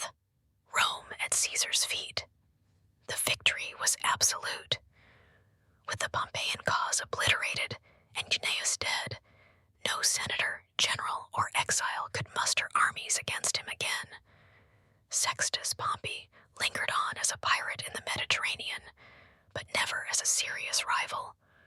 The civil wars, from Rubicon to Pharsalus to Africa and now to Spain, were finally, irreversibly over. And so, Julius Caesar walked back into Rome with no rivals left standing. The Republic had bled itself out. He had faced not foreigners but Romans, brother against brother, father against son. And as always in civil wars, the scars ran deep, but politically, there was no one to challenge him. The Senate, cowed and exhausted, had no armies left to call upon. Caesar was declared dictator for life in 44 BCE. He had reached the summit, yet that summit was fleeting. Munda was his last great battle, his final proving ground. Within a year, knives would strike on the Ides of March, ending his life amid the Senate he had so long dominated. But in terms of the battlefield, Munda was the bookend, the last hammer blow that confirmed Caesar's greatness as a commander, and equally revealed how mortal he could be. Curtain call. The last test. Spain was Caesar's final test, the last time fate rolled the dice against him. His victory at Munda secured him not just the throne of Rome, but immortality in history. Yet the cost was staggering. Tens of thousands dead, former friends like Labienus cut down, civil blood soaking Spain's sun-baked earth. This was not the triumphant march of Gaul or the daring bridge of the Rhine. This was grim, bloody, brother-killing brother war. But Caesar endured, because Caesar always endured. And leaving Spain behind, he carried the weight of ultimate victory, the undisputed master of Rome, the man no rival could stand against. For a moment, the world truly belonged to Julius Caesar. Caesar's return to Rome. When Caesar returned to Rome in 45 BCE, fresh from blood-soaked Spain and his brutal victory at Munda, he came not as just another successful general. He came as the master of Rome. There were no rivals left. Pompey was dead. His sons were scattered or slain. The Senate had been humbled into irrelevance. The Republic, once a system of checks, balances, and endless squabbling, had tilted fully into the gravity of one man's will. And the Romans, exhausted by years of civil war, greeted him like a savior. The triumphs of Caesar the Romans loved spectacle, and Caesar understood this better than anyone. He staged not one, but 4 triumphs, celebrations so grand they seemed more like carnivals of empire than solemn rituals. Each triumph marked not just a victory, but an entire theater of conquest. Gaul, the lands he had conquered after 8 years of relentless campaigning. Captives, treasure, banners, and even Gallic chiefs, like the once great Vercingetorix, were paraded through Rome's streets before being executed in grim display. Egypt, the campaign that had placed Cleopatra on her throne and left Pompey's corpse in Caesar's hands. Spoils from Alexandria dazzled the crowds: gold, exotic animals, and treasures of the Nile. Africa, celebrating his victory over Cato and Metellus Scipio's senatorial armies in the dust of Thapsus. The lions and elephants dragged along the streets were as much intimidation as entertainment. Spain, the final conquest, the victory at Munda that had ended the Pompeian cause once and for all. The city erupted with cheers, banquets, games, statues, and endless feasts. For ordinary Romans, so used to famine, squabbling, and fear, the sudden delivery of stability, food, and pageantry was intoxicating. Caesar had given them peace and a show, and in Rome, that was often enough. Dictator for life. Then came the title that would place him at history's burning crossroads. Dictator perpetuo, dictator for life. Traditionally, the Roman dictatorship was an emergency measure,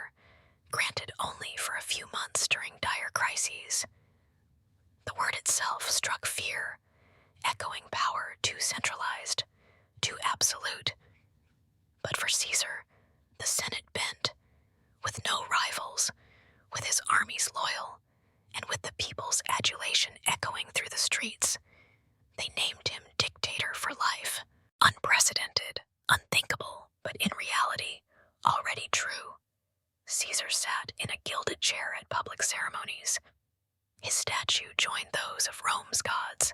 He dressed in purple, the royal dye, and allowed honors that no ordinary Roman, no matter how victorious, had ever accepted. He wasn't called king, but the smell of kingship hung thick in the air. Caesar, the reformer. And yet, Caesar was not simply a warlord in a laurel crown. With power secured, he turned to reforming the machinery of the state itself. The most famous of these was the Julian calendar. Rome's old calendar, an awkward lunar creation, was a mess. Months drifted, holidays collapsed, and years were wildly inconsistent thanks to corruption. Caesar, consulting Egyptian astronomers, fixed it with a solar calendar of 365 days, plus a leap year. The Julian system was so brilliant, so precise, that its descendant still governs our lives today as the modern Gregorian calendar.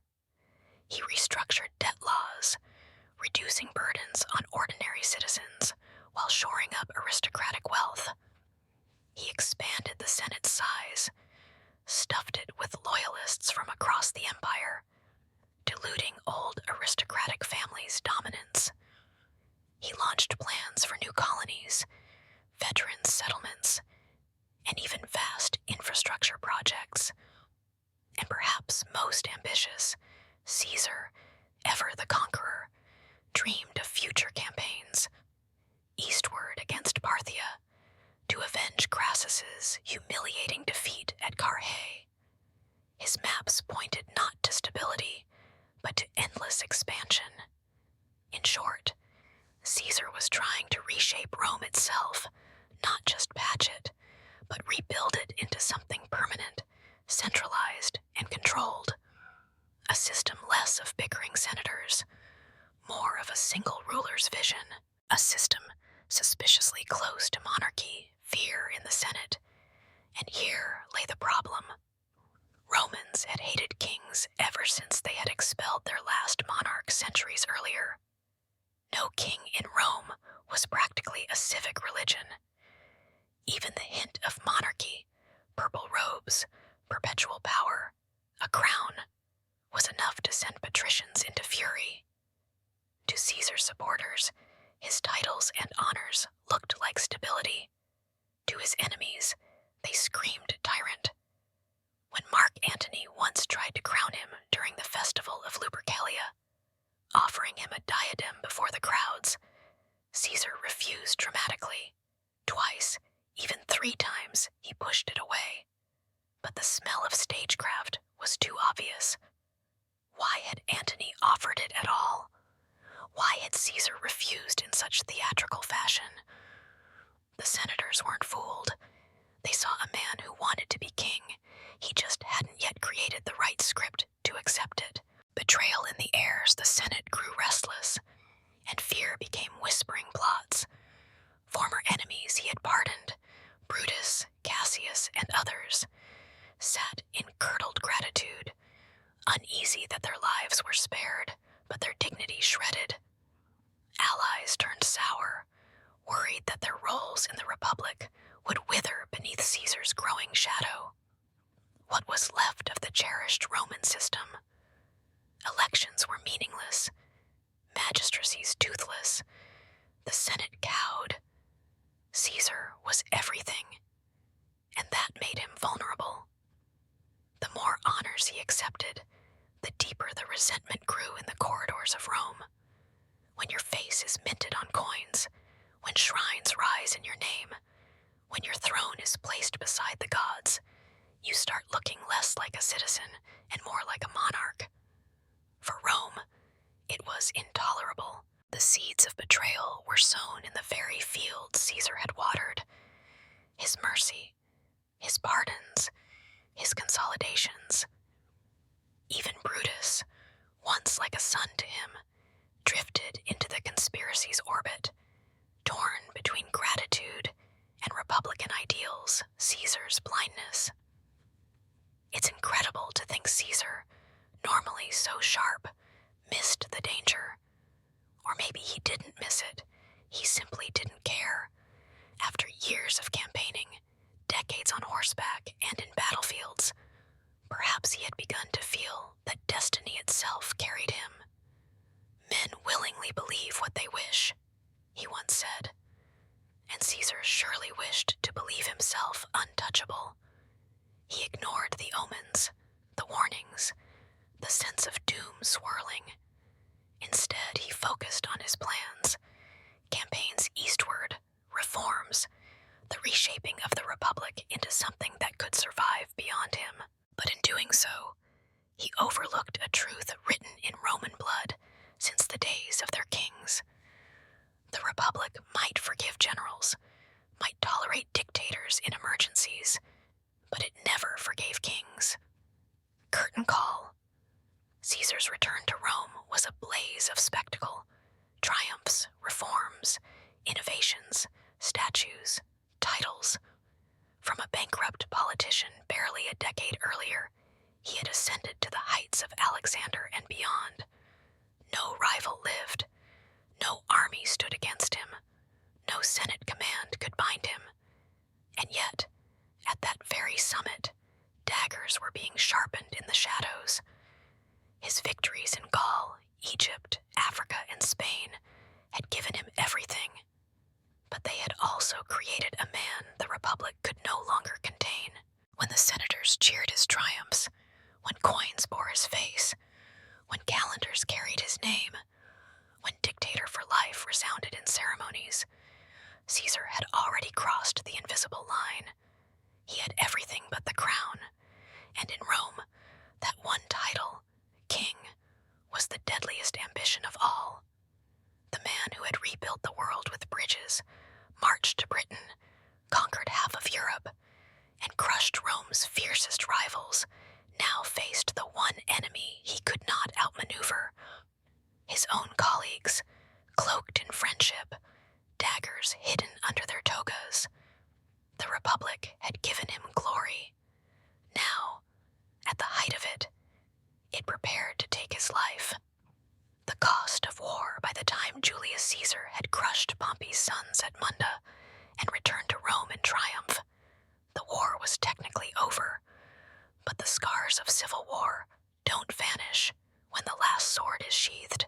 They linger in the soil, in the economy, in people's memories, and in the very bones of a political system. Rome had won because Caesar had won, but the Republic had lost. The toll in blood, first. There was the human cost. Caesar's civil war wasn't a quick affair of two swift clashes. It raged from 49 to 45 BCE, through Italy, Greece, Africa, Egypt, and Spain. Brother fought brother, father fought son. Roman soldiers, once comrades under the standards of Gaul, slaughtered each other under rival banners of Caesar or Pompey. Ancient writers tell us that at Pharsalus alone, 30,000 Pompeian soldiers died in one day. At Thapsus, tens of thousands more were cut down. At Munda, the fields of Spain were so thick with corpses that the blood ran in rivulets. And that doesn't include the civilians. Farmers saw their homes torched as armies foraged ruthlessly. Entire towns were caught in crossfire between rival Roman generals. Allegiances were punished with massacres. Even Italy itself, the heart of the Republic, was not spared. When Caesar marched across the Rubicon and Pompey retreated, Italy became a battlefield. Cities filled with refugees, wives and children fled in confusion as legion after legion trampled through farmland. What had once been Rome against the world had become Rome against itself, and the blood was Roman blood, strain on the economy. This ceaseless war wasn't fought in a void. War eats resources.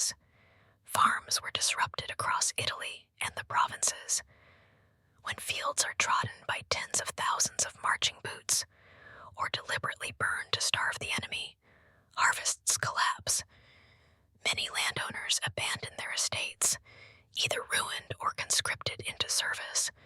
Grain prices spiked. Trade faltered. Merchants who relied on clear sea routes found naval skirmishes between Pompeian fleets and Caesar's squadrons, choking commerce. Wealth still flowed into Rome, but it flowed from conquest, not from healthy trade or farming. Caesar's legions plundered Gaul, sacked Pompeian camps, seized Egyptian treasures, and dragged home riches from Africa and Spain. That wealth dazzled the people. Yet beneath the carnival glow, the traditional agrarian base of Italy quietly hollowed out. Debt mounted too. By 49 BCE, many Roman citizens, especially poorer ones, were drowning in loans. Caesar, to his credit, introduced measures to help, legislation that reduced interest, land grants to veterans and the urban poor, and colonization projects to resettle displaced citizens. These reforms won him enormous loyalty among the commoners and soldiers, but they drove a wedge even deeper between him and the wealthy senatorial class who profited from debt and land, the collapse of republican institutions. Perhaps the greatest casualty wasn't flesh or coin, but the fragile political machinery of the Republic. For centuries, Rome's identity had rested on collective governance. Magistrates elected annually, assemblies of citizens passing laws, senatorial decrees guiding policy. The system wasn't perfect. It was elitist, corrupt, and chaotic. But it had one advantage. No single man permanently dominated. The Civil War shredded that principle. From the moment Caesar marched across the Rubicon, it was clear the fate of the Republic no longer rested in laws, but in armies. The Senate, reduced to a divided, cowed body, half fleeing with Pompey, half bending under Caesar's authority. When Caesar returned victorious, he filled the Senate with his loyalists, new men from outside Italy, and provincial allies. The noble old families saw themselves diluted and weakened. Elections, once the heartbeat of Roman politics, they became formalities. Who dared run against Caesar's chosen candidates? Ballots became rubber stamps, checks and balances gone. Dictatorship had always been an emergency measure. Caesar turned it into a lifestyle, first temporary, then extended, then for life. The Republic still had the shell of its old offices, consuls, tribunes, praetors, but the substance was gone. In reality, the state bent to Caesar's will, Caesar's popular reforms. At street level, Caesar was adored. He lavished Rome with public shows, gladiator games, triumphs, dinners, festivals that dazzled ordinary people. He enacted laws to redistribute land, reward soldiers, provide grain, and reduce debts. He rewarded veterans with land grants, easing them into retirement as happy farmers rather than restless, dangerous mobs. He didn't just repair Rome's chaotic calendar, he reinvented it. The Julian calendar, with its 365 days and leap years, wasn't just practical. It was a symbolic act of order, Caesar imposing rationality on chaos, giving rhythm to life itself. Every Roman year now bore his name. Even centuries later, our modern Gregorian calendar is its descendant. All this made him wildly popular with the masses. To them, Caesar was a hero who had ended years of crippling war and given them bread, land, reforms, and spectacle. His enemies sneered that he bought loyalty with handouts, but for those who had suffered chaos, Caesar brought stability, elite resentment. But the wealthy, aristocratic elite, the men who had thrived in the messy old republic, seethed. To them, Caesar was undermining centuries of tradition. By centralizing power, diluting the Senate, forcing nobles to bow to him, and flaunting unprecedented honors, he looked less like a Republican leader and more like a monarch. insult was his title: Dictator Perpetuo, dictator for life. Rome's founding legend was the expulsion of kings. The monarchy had been abolished in 509 BCE, and every Roman child knew the lesson. No king shall ever rule Rome again. Caesar might not have worn a crown, but in the purple robes, gilded chair, and laurel wreath, the symbolism was too close. Even his leniency grated. He pardoned enemies like Brutus, Cassius, and Cicero. Gestures of mercy, yes, but also humiliations. These men lived only by his permission. Pride, as much as politics, turned them toward plotting vengeance, the fractured soul of Rome. Thus, the cost of war was not just physical. Burnt fields, lost lives, drained coffers.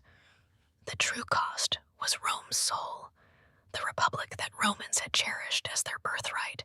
The balance of Senate, assembly, magistrates was dead in all but name. In its place rose a single man with absolute power, justified by victory and adored by the masses. Caesar created peace, yes, but peace resting on one figure's dominance.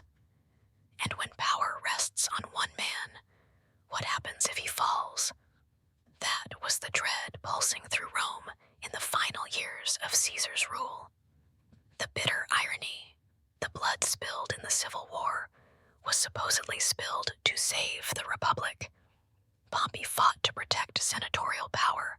Caesar claimed to defend the rights of his dignitas and his soldiers, but in truth, their struggle shattered the very thing both sides claimed to protect.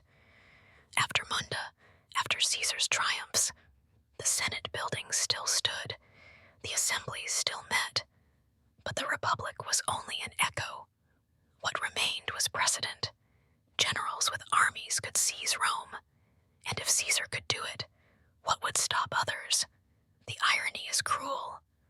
The war ended with stability, but stability bought at the cost of liberty. The Roman Republic was finished. The Roman Empire was already being born.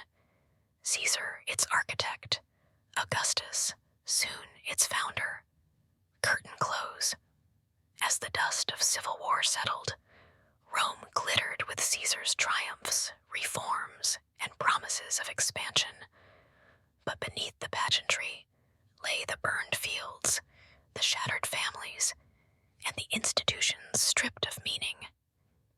The cost of war wasn't just measured in corpses or coins. It was measured in what Rome lost forever.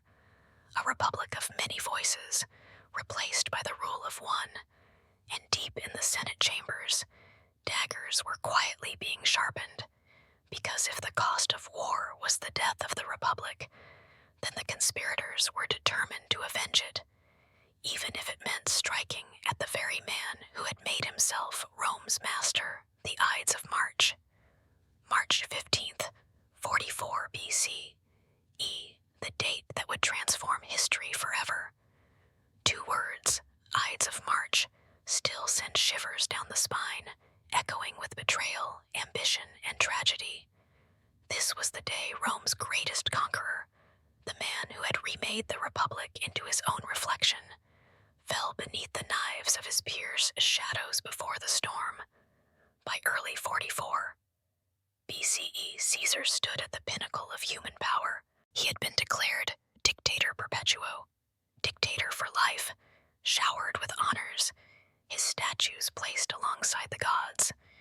He wore the purple, sat on a golden throne at public ceremonies, and even minted coins with his face upon them.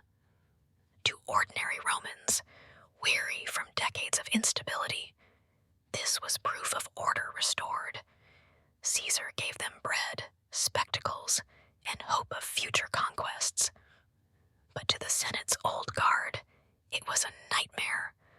Rome's entire identity for nearly 500 years had been defined by the rejection of monarchy. And now, here was Caesar, if not crowned, then king in all but name. The Republican senators fumed. accepted, each honor, each time he sat like a monarch in the forum. Their resentment simmered hotter. His clemency, pardoning enemies like Brutus and Cassius, meant those very men lived every day indebted to the man they despised. To them, it wasn't mercy, it was humiliation. They were nobility only because Caesar allowed it, and so the conspiracy grew. The liberators. They called themselves the Liberatores, the liberators. Among them were Gaius Cassius Longinus, bitter and pragmatic, and Marcus Junius Brutus, tortured intellectual. Brutus, in particular, gave their plot a fig leaf of legitimacy. Educated, aristocratic, descended, so the family claimed, from the first Brutus, who had expelled Rome's last king centuries earlier. If anyone could frame Caesar's murder as a restoration of liberty, it was him. Around 60 senators whispered in halls, met in courtyards, planned in shadows. Their goal was brutal but clear. Caesar must die, not tomorrow, not someday, but soon. Omens in the air, ancient sources delight in recounting the omens. Dreams of blood, beasts with strange organs sacrificed by priests, the warning of a soothsayer, beware the Ides of March. Even Caesar's wife, Calpurnia, reportedly begged him not to go out that morning after a vision of his statue spouting blood. But Caesar brushed them aside. He had always lived as if destiny walked at his side. He once said he'd rather be first in a village than second in Rome. Fear was for smaller men. And so, on the morning of March 15th, Caesar dressed in his purple robes, adjusted the laurel on his head, and made his way toward the meeting of the Senate in the Curia of Pompey, the Senate House. It is one of history's great ironies. Caesar entered the Senate House beneath the statue of Pompey the Great, his old ally, rival, and enemy whom he had destroyed in civil war. The marble visage of Pompey watched silently as Caesar took his seat, unarmored, unguarded, surrounded only by the supposed colleagues who had pledged loyalty to him. Then the trap was sprung. One senator, Tillius Cimber, stepped forward as if to petition Caesar for his exiled brother. He grabbed Caesar's toga, yanking it down from his shoulders. Others crowded in. Caesar, startled, opened his mouth to protest, but words didn't come. Daggers did. The first blow cut through his flesh, then another, and another. The assassination chaos filled the chamber as the conspirators struck. Around 60 men lunged with blades, their togas whipping, their steel flashing. Caesar fought at first, trying to push them off, but the blows rained down too fast. Ancient accounts say he took 23 stabs in total, though only 1 or 2 were fatal. In the confusion, their frenzy of loyalty and hatred alike masked each other. Cassius drove his knife. Casca tore at him. Decimus Brutus struck. And at last, Marcus Brutus, his former ally, the man Caesar had pardoned, even treated like a son, lifted his blade. When Caesar saw Brutus, he is said to have uttered the most famous words in history, Kaisu teknon in Greek, or what Shakespeare immortalized, et tu, brute.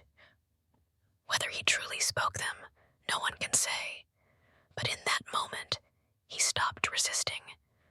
Pulling his toga over his face, he collapsed at the foot of Pompey's statue, his blood mingling with the shadow of his old rival. The deed was done. Rome's most powerful man lay dead, shock and silence. At first, the Senate chamber fell into stunned silence.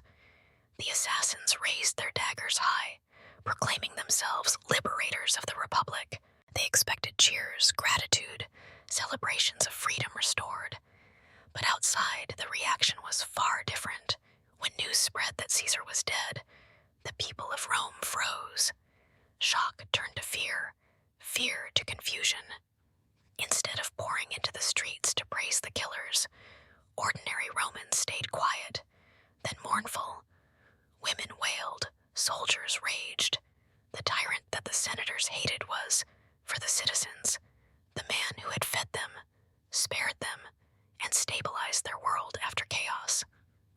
The conspirators had killed a man, but in doing so, they had shattered the fragile stability he brought. Caesar's funeral days later, at his funeral in the Forum, Mark Antony gave a speech that would ignite Rome. Standing over Caesar's body, Antony read his will, revealing that Caesar had left money to every Roman citizen and parks for the public. Then he lifted Caesar's blood-soaked toga, displaying the stab marks, while the crowd gasped and groaned in fury at the betrayal. When Caesar's wax effigy was raised, pierced with 23 wounds, the crowd erupted. The liberators had hoped for glory. Instead, they unleashed a riot. Citizens stormed the houses of conspirators, burned buildings, and turned the city upside down. Brutus and Cassius fled into exile. Rome was in chaos, the next civil war, and chaos is exactly what followed. Caesar had been murdered to restore the Republic. Instead, his death cracked Rome into new fault lines of civil war. On one side stood the assassins, Brutus and Cassius, trying to rally Republican forces in the east. On the other, Caesar's allies and his chosen heir. That heir was Gaius Octavius, known to history as Octavian, Caesar's adopted son, just 18, but brilliant, calculating, and destined to outmaneuver them all. Alongside him stood the fiery general Mark Antony, and later Marcus Lepidus. Together, they forged the Second Triumvirate, an alliance as ruthless as it was unstable. The murder of Caesar didn't save the Republic. It killed it. With Caesar dead, power didn't flow back to the Senate. It fractured into competing warlords yet again. Within a generation, Octavian would emerge as Augustus Caesar, the first emperor of Rome. The final price of ambition. So what was the Ides of March? In one sense, it was the inevitable end of Caesar's meteoric life. A man too ambitious, too brilliant, too arrogant to ever fit inside the cage of the Republic. His victories in Gaul, his passage across the Rubicon, his civil wars, they had made him master of the world. But ambition comes with cost. Caesar had wanted to remake Rome, perhaps to crown himself in time. Instead, the daggers of his peers cut him down at the height of his power. His assassination was both personal revenge and political theater, but history judged it as futility. Rome did not return to its old balance. The Republic was gone, bleeding out on the Senate floor with Caesar. The dream of shared rule, of an oligarchic Senate and citizen assemblies, was finished. Caesar's death was not the rebirth of liberty. It was the birth pangs of empire. Curtain drew close. On March 15th, 44 BCE, Julius Caesar fell, stabbed by men he had spared, by colleagues he had mistaken for friends, beneath the cold gaze of Pompey's statue. His blood pooled in the house of the Senate, staining the Republic he had both saved and destroyed. The conspirators lifted their red daggers to the sky, shouting, "We are free!" But Rome would never be free again. The Republic collapsed into new wars. Out of those wars rose Augustus, and out of Augustus came the empire that would dominate the world for centuries. The Ides of March was the final price of Caesar's ambition, an ambition lit by Gallic victories, forged by civil war, and ended in betrayal. A single day, a flurry of knives, and Rome was changed forever. The rise of the empire. When Julius Caesar fell beneath the daggers on the Ides of March, his assassins proclaimed themselves liberators. They believed the Republic had been saved. Instead, their blades opened Rome's chest, not to freedom, but to yet more civil war, and to empire. Within a generation, Caesar's adopted heir, Octavian, would transform Caesar's bloody, chaotic legacy into something terrifyingly stable. The Principate, the Roman Empire, in everything but name. Caesar had planted the seeds with his reforms and ambition. Augustus would harvest them, the fractured republic. After Caesar's death in 44 BCE, Rome didn't breathe a sigh of relief. It gasped in confusion. The people mourned, Caesar's soldiers burned for revenge, and the conspirators, they fled, realizing too late that stabbing one man wasn't enough to kill the system he had created. His networks of loyalty, wealth, and military devotion were still alive. The Senate, once the heart of the Republic, looked diminished, irrelevant. They still held sessions, still wore dignified togas and delivered speeches, but power in Rome had shifted permanently. It didn't lie in words, it lay in legions. Whoever held the largest army could dictate Rome's future. And in the vacuum Caesar left, two titanic forces began to rise. His young heir, Gaius Octavius, later Octavian, and his longtime ally and master of rhetoric and spectacle, Mark Antony Octavian. Steps forward. Caesar had left no legitimate son, but he had named in his will a surprise heir, his great-nephew Octavian, just 18 years old. At first, the senators scoffed, an untested teenager against the veterans of Rome. Ridiculous. But Octavian was no ordinary boy. Cold, calculating, and preternaturally ambitious, he understood what Caesar had built: loyalty through land, money, and promises. Armed with Caesar's name and inheritance, Octavian began methodically winning soldiers and allies to his banner. At the same time, Antony, fiery and charismatic, tried to seize control of Caesar's image. He gave that famous funeral speech that whipped the people into rage against the conspirators. Antony presented himself as Caesar's natural successor, but Octavian was waiting in the wings, more civil wars. The supposed restoration of liberty after Caesar's death collapsed almost immediately into new conflicts. The liberatores, Brutus and Cassius, fled east, rallying armies in Greece under the banner of saving the Republic. Antony, Octavian, and Lepidus forged the Second Triumvirate, a brutal alliance that legally sanctioned dictatorship and division of Rome's empire among themselves. To cement their rule, they unleashed prescriptions, lists of enemies to be executed, their wealth confiscated. Cicero, Rome's greatest orator and critic of Antony, became one of their most famous victims. Rome's streets once again ran red. The Republic's laws were no match for swords.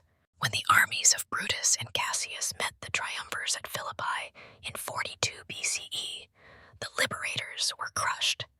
Brutus, like Cassius before him, chose suicide over capture. The Republic's last champions were dead. Antony versus Octavian. The war against Brutus and Cassius had united the triumvirs, but soon rivalry tore them apart too. Antony moved east, entangled himself with Cleopatra VII of Egypt, and dreamed of a new empire stretching from Alexandria to Rome. Octavian remained in Italy, patient, consolidating support, portraying himself as the loyal guardian of Roman tradition against Antony's decadence. Their propaganda war escalated. Octavian accused Antony of betraying Rome for Cleopatra, of plotting to move the capital to Alexandria. Antony, in turn, mocked Octavian's youth. But it was Octavian's ruthless politicking that won. By declaring war on Cleopatra rather than Antony, he framed the final showdown as Rome versus a foreign queen. The decisive clash came at the naval battle of Actium in 31 BCE. Octavian's fleet, commanded by the brilliant Agrippa, crushed Antony and Cleopatra's. With their fleet in ruins, the lovers withdrew to Egypt, and eventually took their own lives. Augustus, the first emperor. Now Octavian stood alone. In 27 BCE, he formally restored power to the Senate in a brilliant piece of political theater. The Senate, in turn, granted him extraordinary powers along with a new title, Augustus, meaning the revered one. It was genius. Unlike Caesar, who had flaunted his rule, Augustus cloaked his power in the language of tradition. He pretended to uphold the republic while quietly holding every lever: military command, control of provinces, religious authority, and endless loyalty from armies and provinces, grateful for stability. The republic had not been restored. It had been buried under ceremony. Rome was now an empire. Augustus was its first emperor, Caesar's shadow. Augustus styled himself not as an innovator, but as the natural heir to Julius Caesar. He called himself Divi Filius, son of the deified one, because in 42 BCE Caesar had been declared a god by the state. Octavian, now Augustus, played the role of heir of a god, with the mantle of Caesar's ambition draped across his shoulders. And Caesar's reforms paved the way. His calendar remained. His expansion of the Senate, watered down, packed with allies, had shown how to neuter old aristocracy. His debt relief, land grants, and veterans' settlements set patterns Augustus refined. The centralized vision of Rome Caesar had begun was perfected under Augustus. The irony is inescapable. The conspirators killed Caesar to save the Republic, but by killing him, they ensured his heir could create something far more permanent than Caesar ever dared. The Senate becomes a shell. Under Augustus, the Senate lived on, but only as shadow. They still gathered, gave speeches, even debated, but everyone knew decisions were made elsewhere.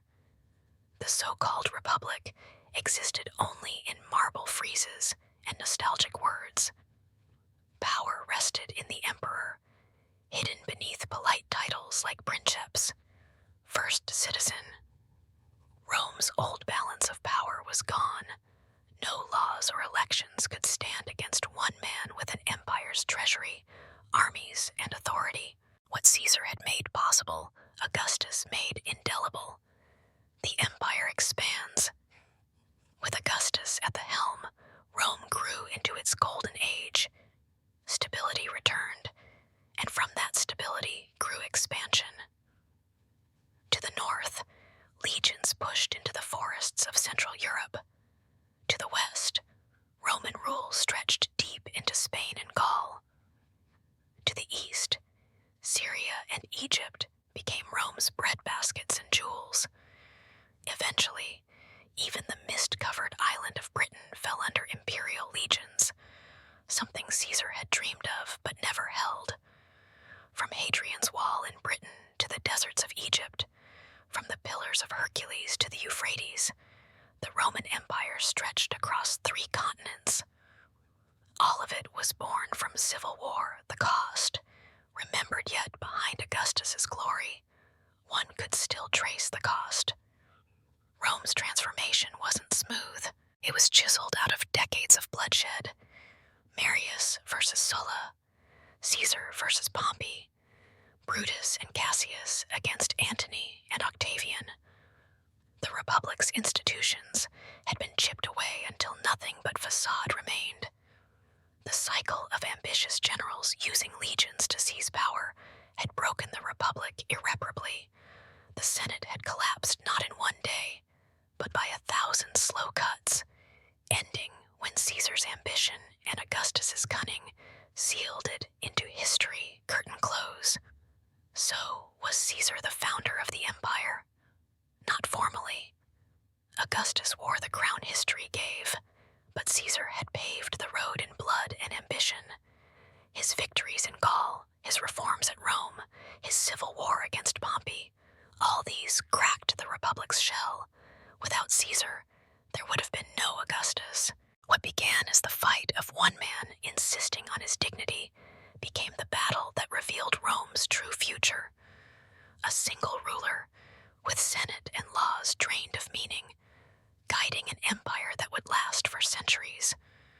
Rome's old republic had died.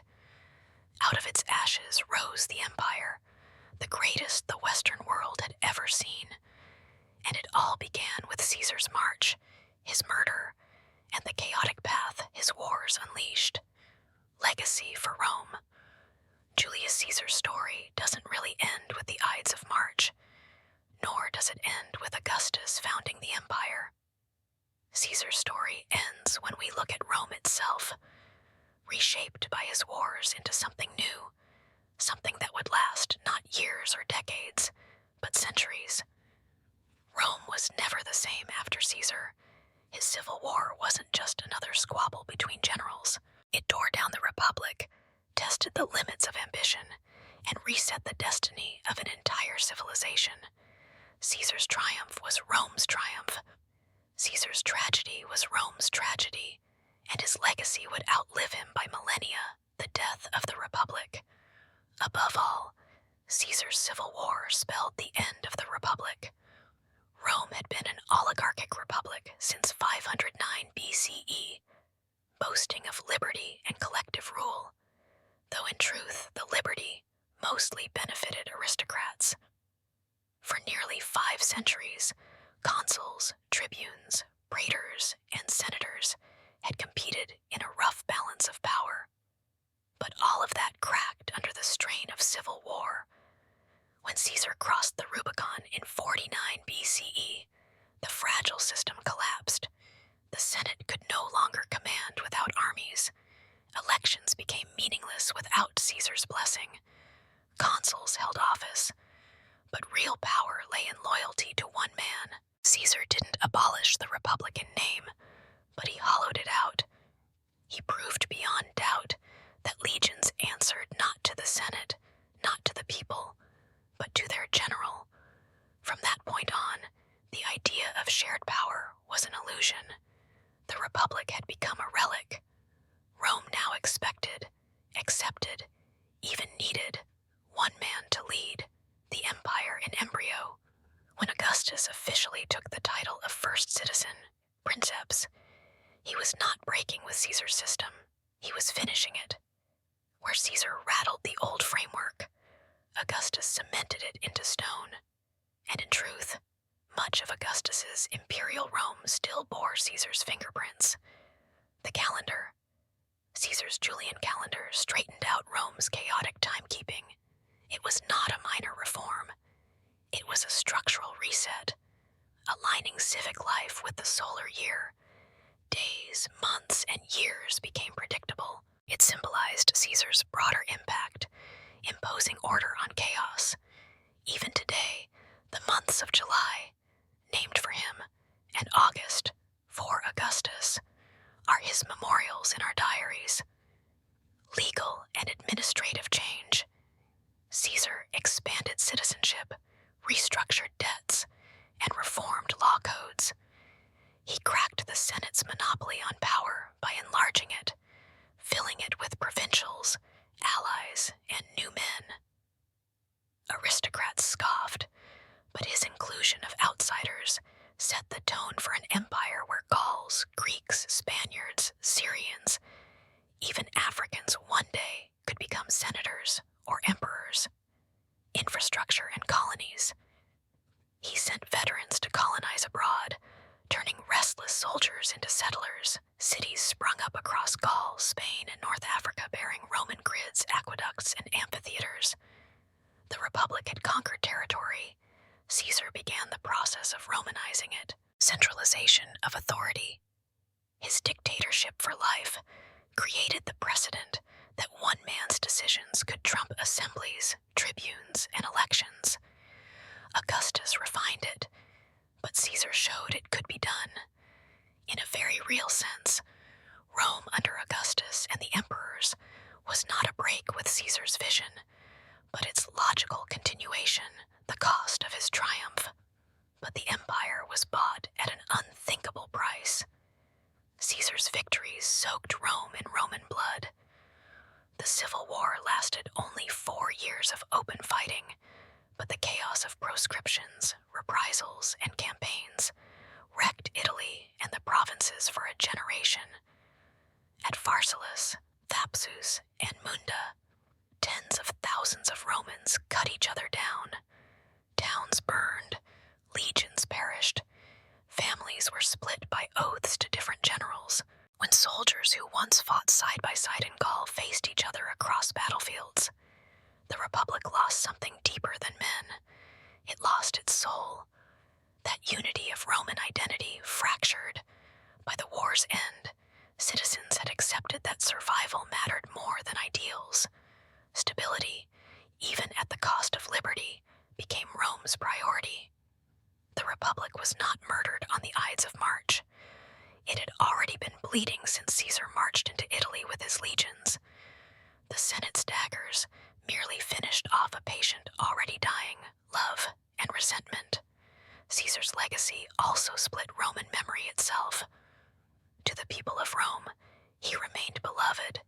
He gave them land, festivals, reforms, and simple stability.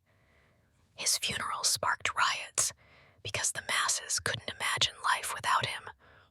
To them, Caesar had ended years of aristocratic corruption, selfish elites, and endless squabbling. He symbolized hope. To the aristocracy, however, Caesar represented betrayal. They saw him as the destroyer of liberty, the tyrant cloaking monarchy in republican dress.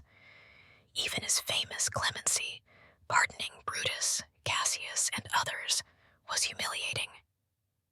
To owe one's life to Caesar was to acknowledge his dominance, and aristocrats could never forgive being beneath him. That split defines his legacy, adored by the masses, despised by the elite. Augustus would learn from this and carefully cloak his monarchy in republican language, avoiding Caesar's fatal arrogance. Caesar's name lives on, but perhaps the clearest sign of Caesar's legacy is linguistic. Caesar became more than a name, it became a title. Augustus styled himself not just princeps, but Imperator Caesar Augustus. Later, emperors kept Caesar as part of their throne identity. Long after Julius himself was gone, the word Caesar meant power, authority, destiny. Even centuries later, echoes ring. The Kaiser of Germany, the Tsar of Russia, both descend linguistically from Caesar. His very name transformed into a synonym for command. Few men in history have left such a stamp that their surname became shorthand for king or emperor, triumph and tragedy. So how do we judge Caesar's legacy in Rome? Was he savior or destroyer, hero or tyrant? The truth, as always, is both. His triumph: he stabilized chaos, brought reforms that outlived him, and ignited Rome into becoming a true empire that would stretch across continents. His vision of centralized authority, structured law, and disciplined legions turned Rome into history's juggernaut. His tragedy: he killed the Republic to achieve it. The civic freedoms Romans once cherished, the bitter but balancing squabbles between consuls, tribunes, and senate, were lost. One man's ambition rewired politics away from shared governance and toward autocracy, and the wars he fought to win it shattered lives by the tens of thousands. Caesar gave Rome glory, and he gave it empire, but he robbed it of a republic. Curtain close, the shaper of destiny. In the end, Caesar's civil war reshaped Rome's destiny forever. He didn't live to see himself crowned as emperor, but without his wars and reforms, there would have been no Augustus, no empire stretching from Britain to the Nile, no Pax Romana echoing through history books. As with many great conquerors, his story is one of contradictions, brilliance and cruelty, generosity and ambition, stability and destruction. Caesar was both the healer and the wound, and yet, across 2,000 years, his name still resonates. To call someone a Caesar is to call them powerful, ambitious, and destined for greatness or ruin. His war was both a triumph and a tragedy. It ended the Republic, birthed the Empire, and carved a turning point in human civilization. Rome's destiny was written in his victories and sealed in his blood, legacy for the world. Julius Caesar's death on the Ides of March ended his life, but it didn't end his story.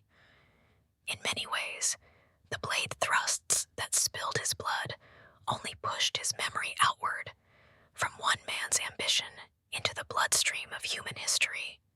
The Republic collapsed into empire, and through that empire, the echoes of Caesar's civil wars spread far beyond Rome itself, to reshape Europe, Africa, Asia, and eventually the world. Caesar hadn't simply redrawn Rome's map. He had rewritten the template for civilization. Rome becomes the world. The empire that emerged from Caesar's triumphs and Augustus's consolidation wasn't confined to Italy's boot. It stretched outward in all directions, westward into Spain and eventually Britain, northward across the Alps and Rhine into Gaul, Germania, and the Danube, eastward into the Hellenistic kingdoms, Syria, and the edge of Parthia's frontier, southward into Africa, with Egypt transformed into Rome's granary. In time, the empire embraced 3 continents, holding a quarter of the world's population.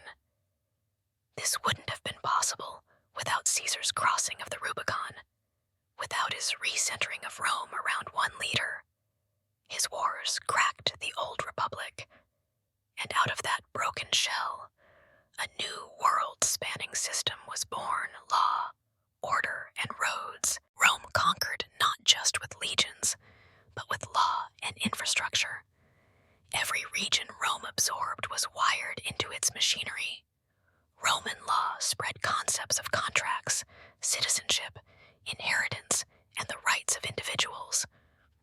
Elements of Roman jurisprudence would echo into medieval law codes, Napoleonic law, and modern civil law systems still in use today. Roman roads stitched the empire together, laid down so efficiently that many still exist under modern highways. They were arteries of commerce, troop movement, and culture. Each stone stamped Roman presence into conquered soil. Roman cities became carbon copies of each other: forums, amphitheaters, baths, aqueducts, temples. From Cologne to Lyon to London, Rome's blueprint for urban life set the standard for Western civilization. It was empire through architecture, cement, and statutes as much as through swords, and at the root, it was Caesar's civil war that had forced Rome from being a competitive republic into an imperial engine capable of supporting this infrastructure. The language of empire. If empire is culture, its voice was Latin. Through conquest, Latin flooded into Gaul, Iberia, North Africa, and much later Britain. Over centuries, it fractured and evolved into the Romance languages: Spanish, French, Portuguese, Italian, Romanian. Even English, though Germanic, absorbed much of its vocabulary from Latin roots. When we speak of government, law, science, or philosophy today, a surprising amount of our words are borrowed straight from Rome.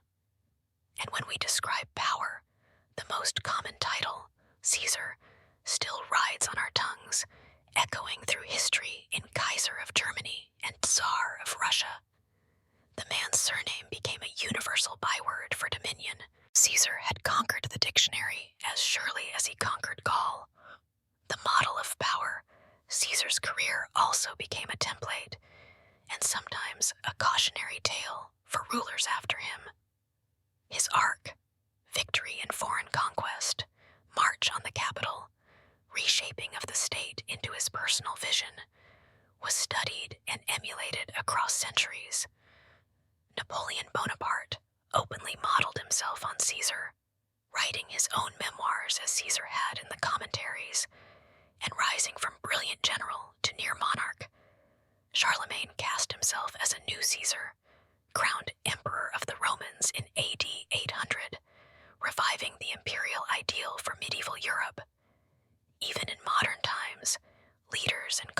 others reach for Caesar's aura. To be compared to Caesar is to be measured against the pinnacle of ambition, brilliance, and danger. Every strong man, from emperors to dictators, has stood in Caesar's shadow. Some tried to be him, others pointed to his fate, killed by those closest to him, as the ultimate warning about overreached ambition. Caesar's life is both a beacon and a curse. Dare this much, but beware the knives, triumph and warning. It's easy to admire Caesar, his brilliance on the battlefield, his reforms in Rome, his big-picture vision. He was bold enough to attempt what others thought impossible. But it's equally easy to fear the lesson his life teaches, that civil wars and cults of personality eat republics alive. What Athens warned about in its tragedies, what philosophers cautioned about unchecked ambition, Caesar lived it. His march across the Rubicon forever stands as the symbol of destroying old order for personal glory, and his death, carved by the daggers of senators who once served at his side, is the stark reminder that power earned through war is almost always temporary and often fatal. The echo across centuries. If you zoom out, the ripples of Caesar's civil wars stretch staggeringly far. Culturally, Latin became the backbone of Europe's literacy. Roman law, the skeleton of institutions. Roman architecture, the model cities aspired to copy. Politically, republics for centuries measured themselves against Rome's story, sometimes fearing a new Caesar, sometimes yearning for one. The American founders studied Caesar not as inspiration, but as warning, haunted by the fragility of republics. Linguistically, his very name became immortal, a title outlasting empires vast and small. Caesar outlived the republic, not just in statues, but in speech. Even Christianity, spreading through the Roman Empire, carried Roman law, cities, and culture far beyond Caesar's time. By shaping Rome into empire, Caesar indirectly provided the road system and shared culture on which early Christians spread their message. Another way his wars echo through our modern world. Caesar, beyond Rome, the final irony. Caesar died believing his enemies would liberate an ancient republic.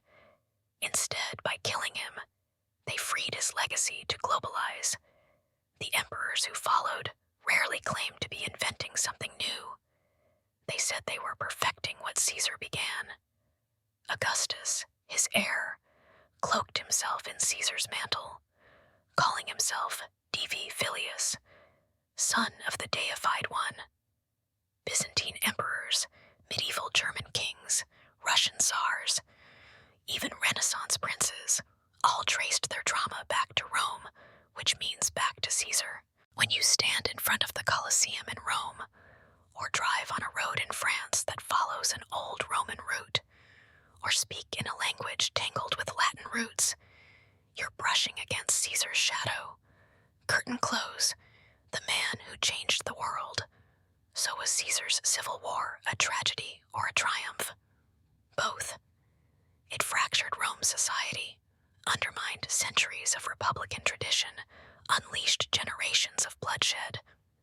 But it also created the system that became the Roman Empire, through which culture, law, language, and infrastructure spread across half the known world and still shape our lives today.